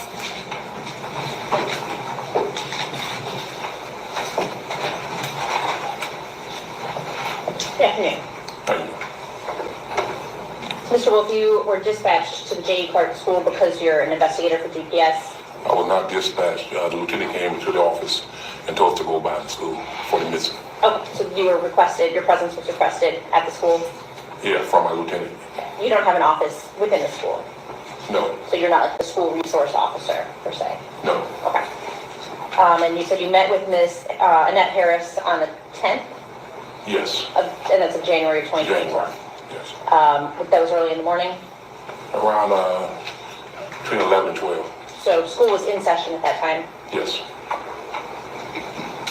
Did you speak with the teacher who was in Neziah's classroom on the 9th of January? No. Did you speak with any of Neziah's known friends? Late in the investigation, yes. You did. Who did you speak to? I can't recall that. Did you write them in a report? No, not a missing report. Okay, so you spoke with folks, but you didn't record their names? I recorded it probably on my run sheet, but not inside the missing report. And you didn't take statements from anybody? No, not at the time. Ever? No. Okay. Did you speak with anybody else at the school about Neziah, either on the 10th or any time after that? Only on the 10th I talked to the guardian, which is the grandmother, and a couple of students. A couple? Yes. Okay. Do you know how many? A couple, two. Two, okay. Just wanted to make sure we have the same definition of a couple.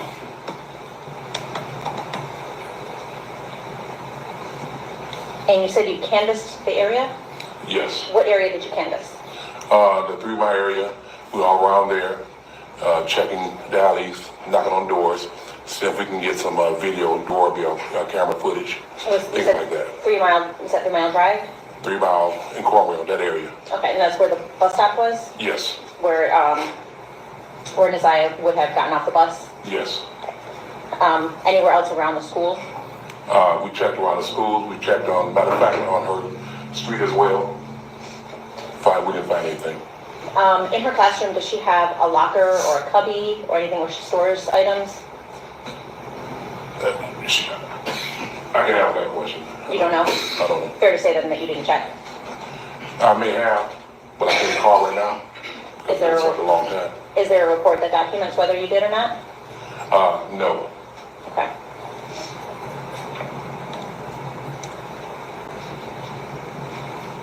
And after you did the canvass of the area of 3 Mile Drive in Cornwall, what else did you do? Went back to the station. Advised the lieutenant of what we came up with. Which was what? Which was, I talked to the parent, the grandparent, talked to other students. We didn't find anything from doing our search of the area. So did you do anything else in regards to investigating? No, I did not, because I was getting ready to retire, so I was done. Okay. I don't have anything further.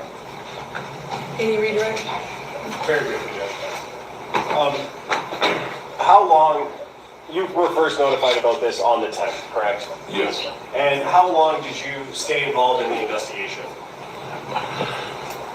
That day. Okay, so your activities that Ms. Quick asked you about all happened on the 10th of January? Yes. What happened to the investigation after the 10th? If someone else's investigation would have took over, besides me, because once again I was leaving. But I gave all the information that I had along with my run sheet as well. So it was passed off to another investigator? Yeah, it would be. Yeah. Okay, and then are you aware of what happened after that? No. Okay. And you said that on the 10th, your lieutenant came in and asked you to go to J.E. Clark? Yes. And who is your lieutenant? At the time it was George Harris. Okay. I know you're pretty good. I just, clarification, you said you were leaving. Are you mean leaving DPS or leaving? Yeah, retiring. Okay, thank you. Any questions based off of my question? No, Judge. Okay, you were all done.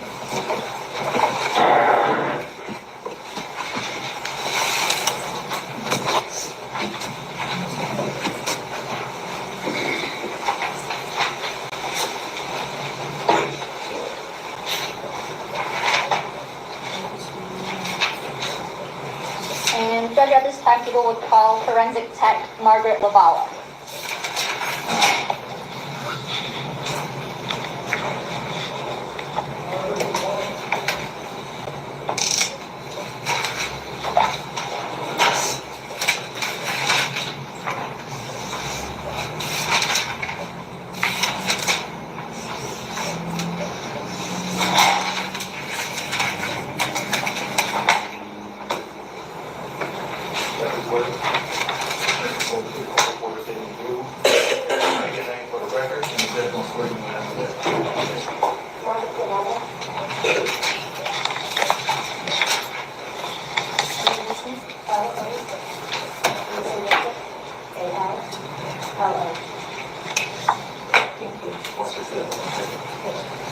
Raise your right hand.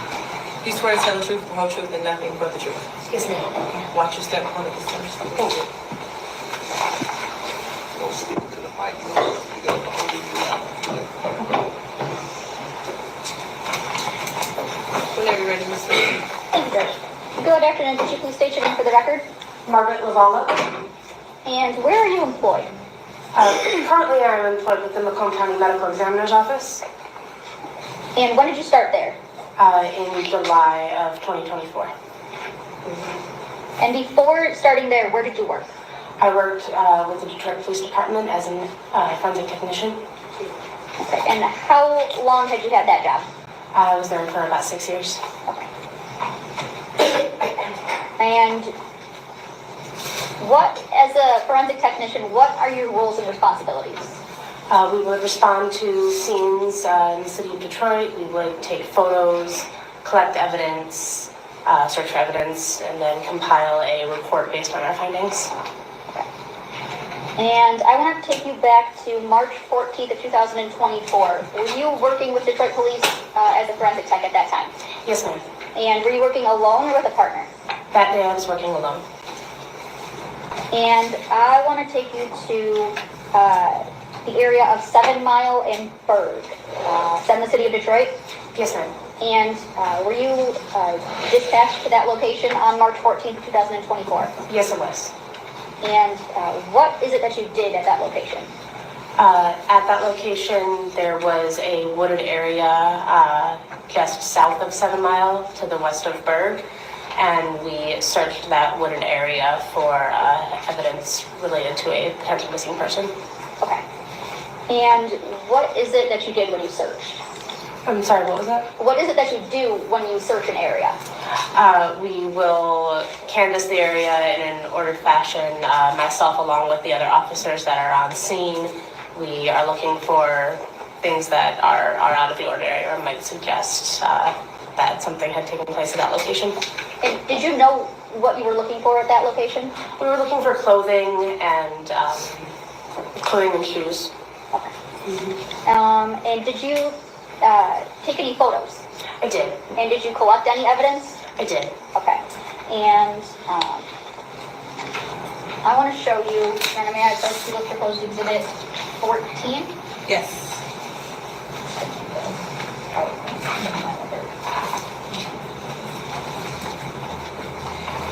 Showing you it's marked people's proposed exhibit 14, it's a PowerPoint.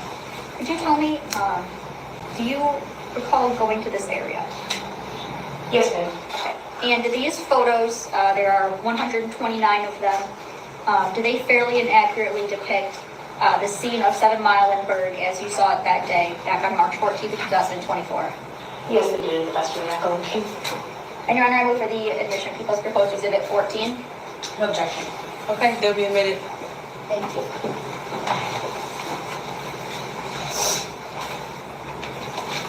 Did you end up finding any evidence? Yes, ma'am. What evidence did you find?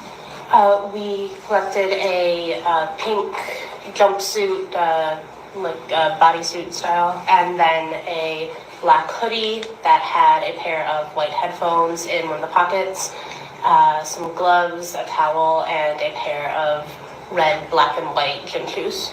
Okay. And Your Honor, may I publish? Yes.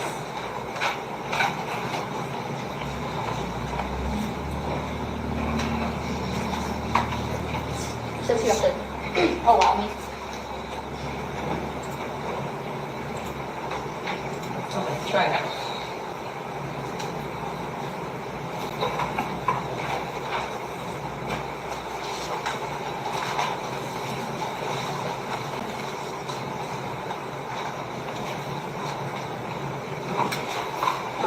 And what, so this is in People's Exhibit 14, this is going to be photo 2.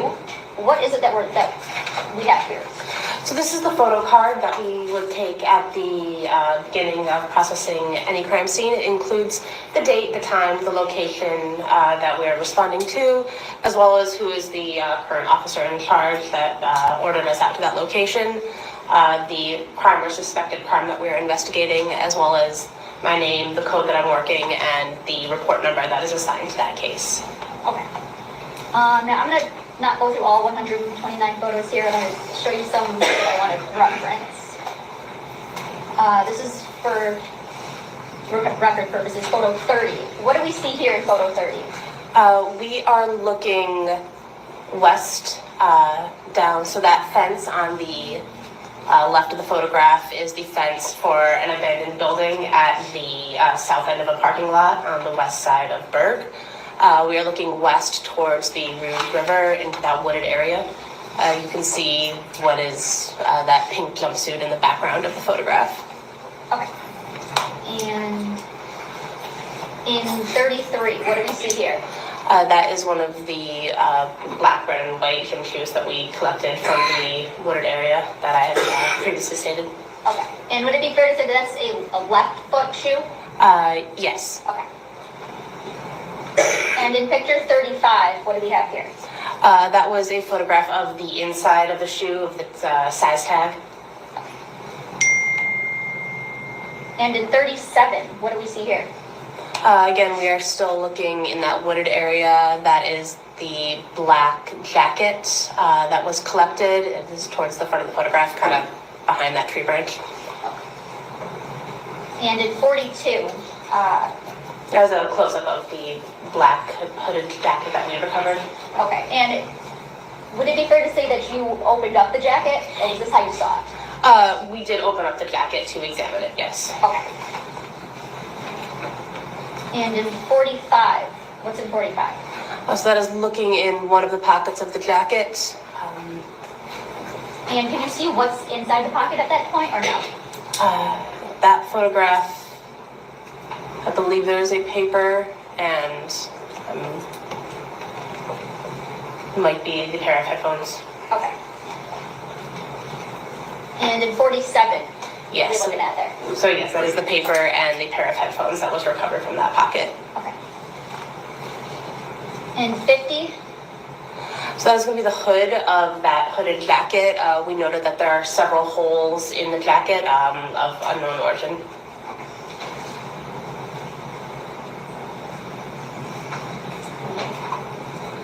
Yeah, and 52, what do we see here?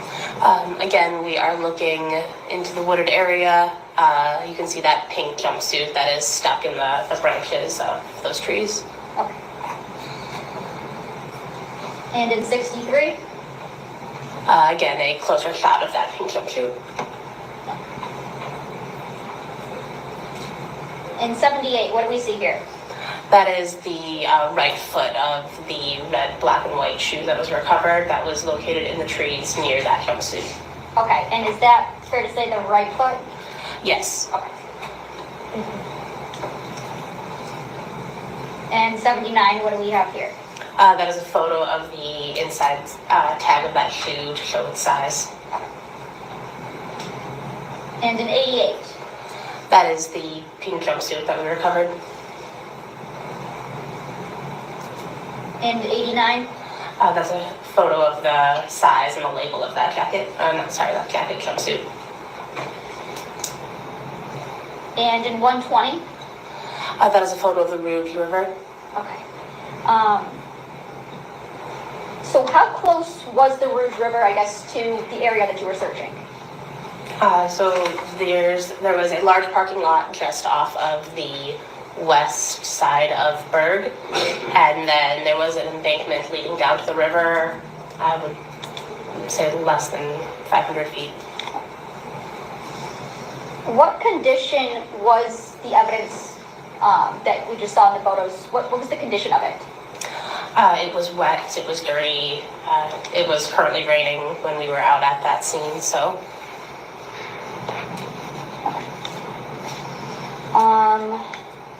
What did you do with the evidence once you photographed it?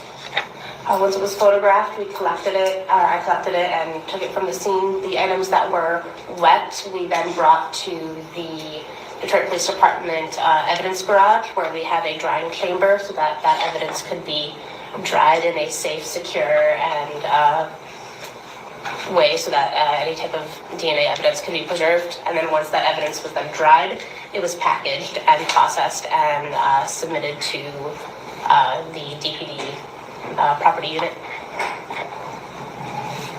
And you would have been the one who placed those items in the drying chamber? Yes. And are you also the one who placed them on evidence afterwards? Yes. Nothing further, Judge. Thank you.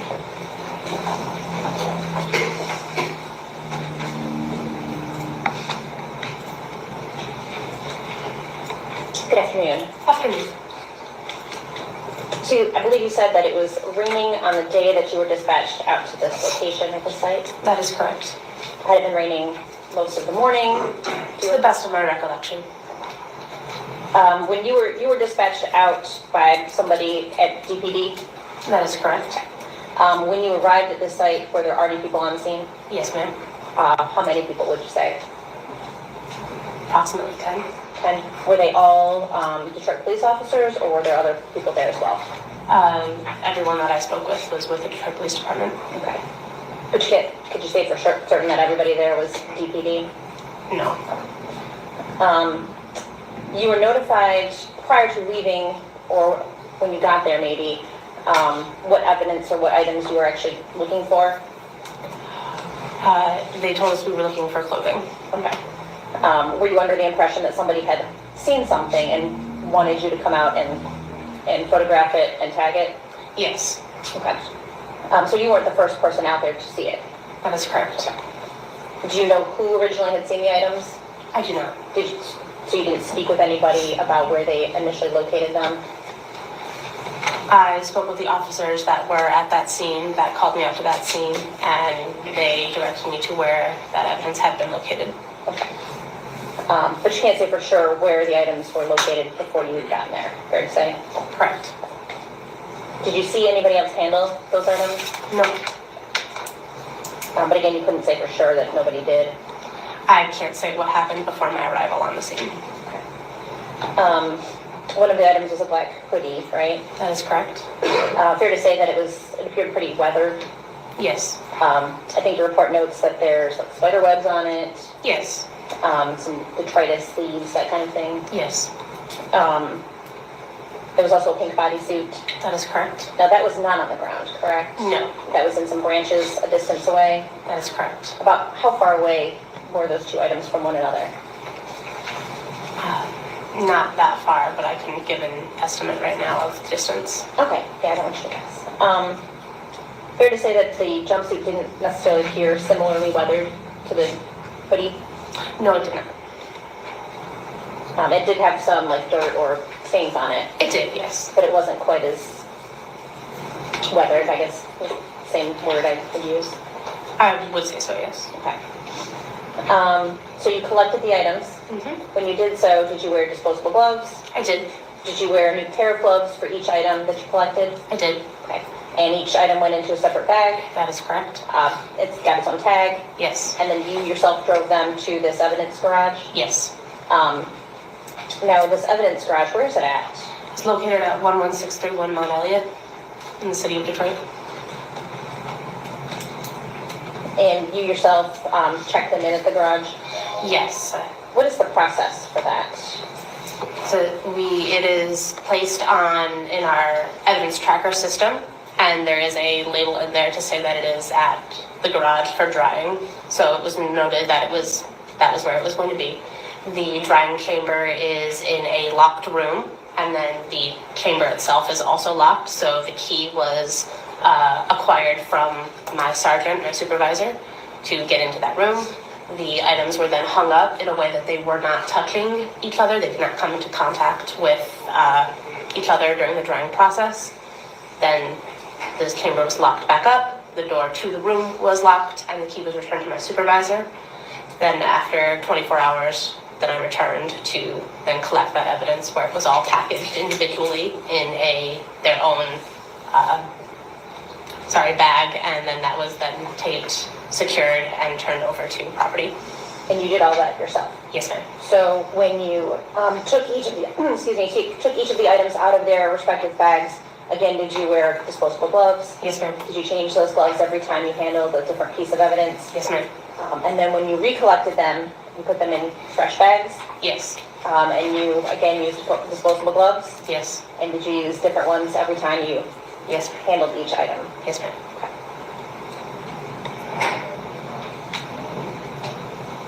I don't have anything else, thank you. Just briefly. First of all, when you place these items on evidence, are they each given like a specific evidence tag number? Yes. Okay, and could we just go through those really quickly? Do you have a report? I do. Okay, if you need to refresh your memory at all, please let me know. And if you want to refer to your report to refresh your memory, just let us know, okay? So for the red, black, and white Nike gym shoes, those are placed in evidence? Yes. And do you recall what tag number they were? Can I refresh? If that would refresh your memory, yes. So those were item 84. Okay, and that black hoodie, that was also placed in evidence? I'm sorry, so or if I check again to refresh. Yes. So the black hoodie was item 85. And what about that pink bodysuit? That was going to be item 86. Okay. And the headphones and paper, did you package those separately or together? Can I refresh my report? Look at my report. Is that what refresh your memory? So the headphones and paper were packaged together because they came from the same pocket under item 88. 88? Okay. And there were a couple other items that you also placed in evidence? That is correct. Okay. What were the other items? There was a pair of gloves that was recovered from the wooded area as well, and a brown, blue, gray towel. It was a dirty towel, a dirty wet towel from near the parking lot. Okay. And did you place that towel on evidence? Yes. What number did you place that on? May I refresh? Yes. So the towel was 82. Okay. And what about those gloves you were talking about? The gloves were 83. Okay. Was there any other items? There was like a Ziploc bag that was recovered from the other jacket pocket that was placed under item 89. Okay. And anything else? Not to my recollection. Okay. Was there any kind of rubber bracelet? Oh, sorry, yes, there was a rubber bracelet that was recovered from that wooded area as well. Okay. And was that on evidence also? Yes, ma'am. Okay. And what was that based on? May I refresh? If it would refresh your memory, yes. Thank you. That was item number 87.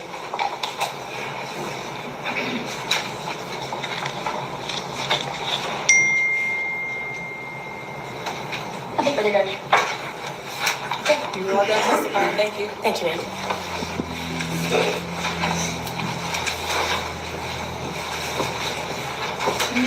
Next witness? At this time, people would call Tulsa Moore.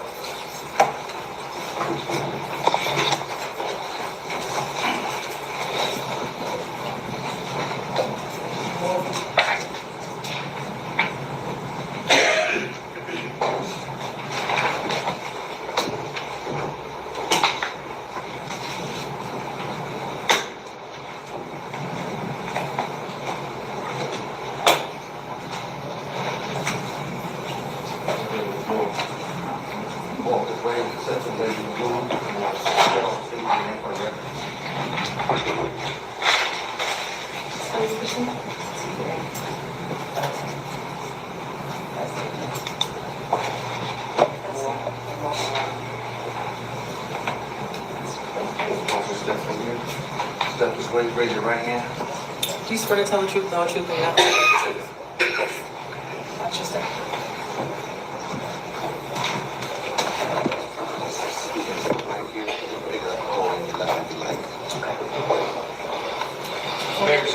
Thank you. Could you say your name for the record? Tulsa Moore. And, excuse me, Ms. Moore, I'm going to ask you a couple questions, but first I want to ask you, do you know someone by the name of Cordell Wright? I do. And how do you know Mr. Wright? He is the father of my nephew, my 17-year-old nephew. So, your sister's son? Yes. Gotcha. And is that how you met Mr. Wright? Yes. Or your sister? Yes. Okay. And in what context is your relationship with Mr. Wright? How did you know him? Did he ever do anything for you? Things like that? He fixed my mother's car. He worked on her car. Okay. And what kind of car does your mother drive? A red Jaguar. And what's your mom's name? Jacqueline Campbell.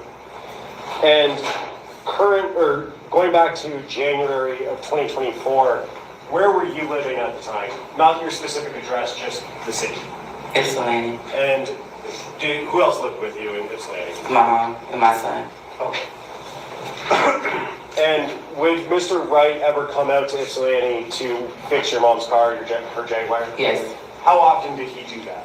Like a couple times, at least 2 times. And was that around January of 2024? That was the last time. In January was the Yes. last time? And when he would go out there, would he bring anyone with him? This last time he did.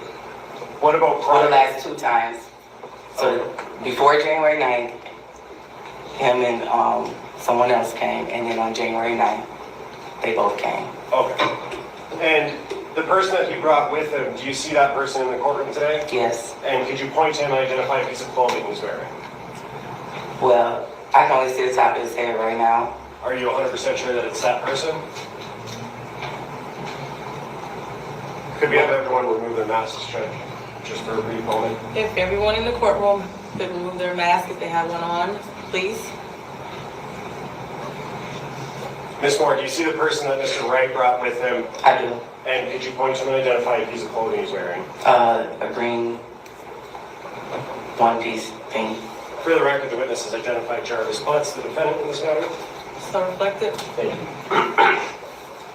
And you said Mr. Butts came out how many times with Cordell? At least two. So this last time in January and the time before that. Okay, and the time before that, who was anyone else with the two of them? No. And what were they doing the time before January 9th? Working on the car. I can't remember. It was a couple of things they had to fix on it. And they came out and did it in the driveway. And sorry. No. I was just gonna say the last time we got the car towed to the shop and they drove it back up. Okay. And so in between the most recent time before January 9th, the Jaguar, correct me if I'm wrong, was towed to Detroit? Correct. Okay. And then on January 9th, did you see that red Jaguar again? Yeah. Okay. Who brought that Jaguar out to Atlanta? Cordell and Jarvis. Okay. And was anyone else with Cordell and Jarvis? Yes. Who is that person? Naziah. And I want to clarify, at the time on the 9th, when Cordell, Jarvis, and Naziah came, did you know that that was Ziyahharris? No. Do you know that now? I do know now. Okay. And is that based on information you've learned or seen in the news and things like that? Well, it was based on when the detectives came to the house to question us. That's when I found out who she was. But at the time on the 9th, you didn't know? Mm-hmm. Is that a no? No, yes or no, I did not know. Now, let's talk about when they came out on the 9th, January 2024. What was that interaction? How long did it last? Can you kind of take me through, start to finish, their visit and delivering the car? So they came, they delivered the car. They were talking to my mom about what was wrong, gave her the invoice. It was just like a regular day. When they came in, they sat on the couch for a few minutes. Naziah was sitting in the chair by the TV. We spoke, very brief. Asked her if she wanted something to drink. She didn't. My 6-year-old son ran up to her, the dog. It was just very mellow. They sat there, we talked about the car and stuff. We talked about my nephew. Cordell was trying to wait till my nephew got out of school, but because he was on tether, they had to leave, so they didn't get to stay long enough for my nephew to come. And your nephew would be Cordell's son? Cordell's son, yeah, correct. Did you talk to Mr. Butts about Naziah? Did he introduce her or anything like that? We just asked, hey, everybody spoke. He said this is his niece, and that was pretty much the basis of it. I cannot remember if he said her name or not, but he did introduce her as his niece. And so, just to be clear, not sure about the name, but he said this is his niece about Naziah. Is that a yes? That's a yes, I'm sorry. Okay. And then after that conversation, let me ask you, during that time when they were there, did you notice anything that was unsettling or concerning about Naziah? No. It was just a normal interaction? Yes. After that interaction was over, did the three of them, Cordell, Jarvis, and Naziah, leave your house? Yes. Okay. And as far as you know, they were headed back to Detroit, correct? Correct.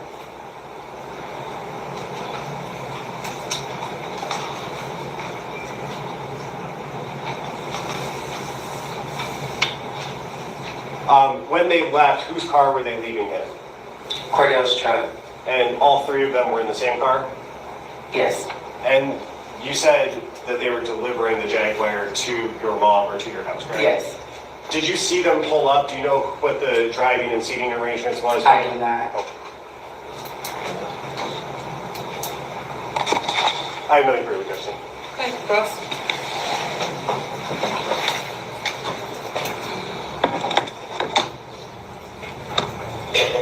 Good afternoon. Good afternoon. So, you're technically not related to Cordell, right?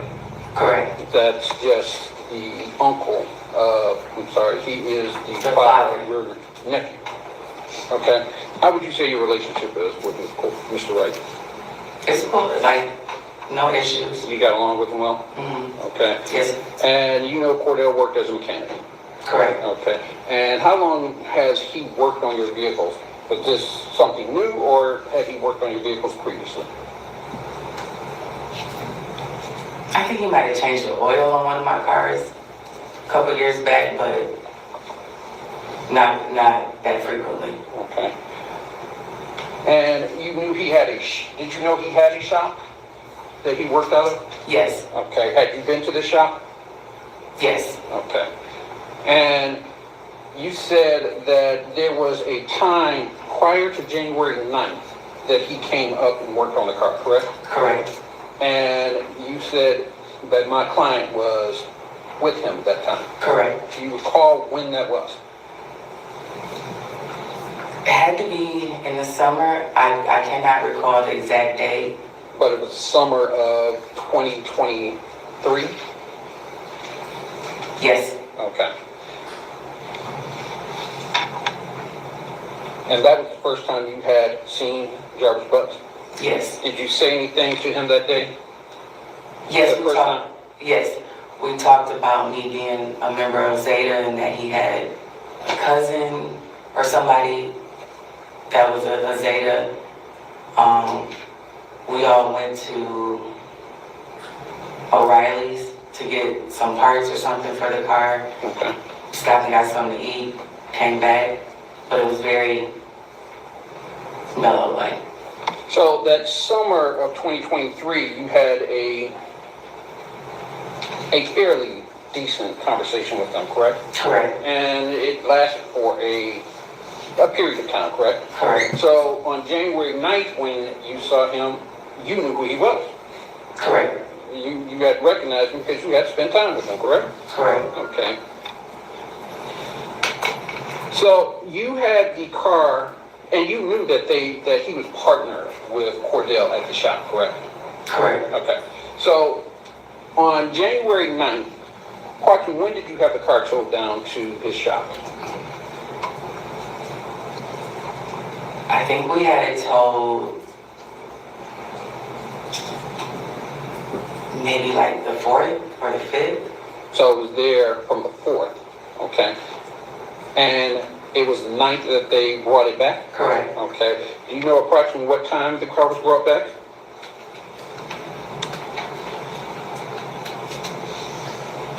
It had to be before 3:30 p.m. It was 3:30? Oh, no. It had to be before 5:30 because my sister got up work at 5:30, so mid-afternoon. Okay. But you're not sure the exact time? I'm not sure the exact time. Was it light or dark outside? It was still light out. Okay. And they came up, they pulled the Jaguar in first, the driveway. Correct. Right. And then Cordell's car was behind it. I believe so. Okay. When they pulled up, did you see them exit the vehicles? No. Okay. So you don't know who was driving? I don't. Okay. So at that point, they came into the house, correct? Correct. And did they all walk in together? Or yes. Okay, so Cordell came in, followed by Jarvis, correct? I can't tell you the exact, I don't know if Naziah walked in first or Jarvis walked in first. Okay. And this young lady, and to be fair, you didn't know who she was, correct? Not at all. Do you recall what she was wearing when she came? I think she had on a jacket.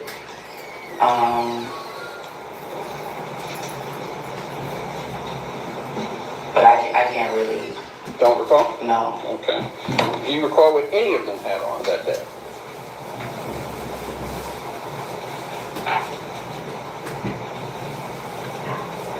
Not really. Okay. So, do you recall without going into your house, was it dark, light in your house? Were the lights on? The lights were on. Okay. And All right, you guys, we're gonna go ahead and pause the families here. So let me go ahead and get the families straight, get some dinner going, and we'll be back at 7 o'clock for our prime time mixer. But thank you all for watching. Thank you for taking a poll, and we'll see you soon.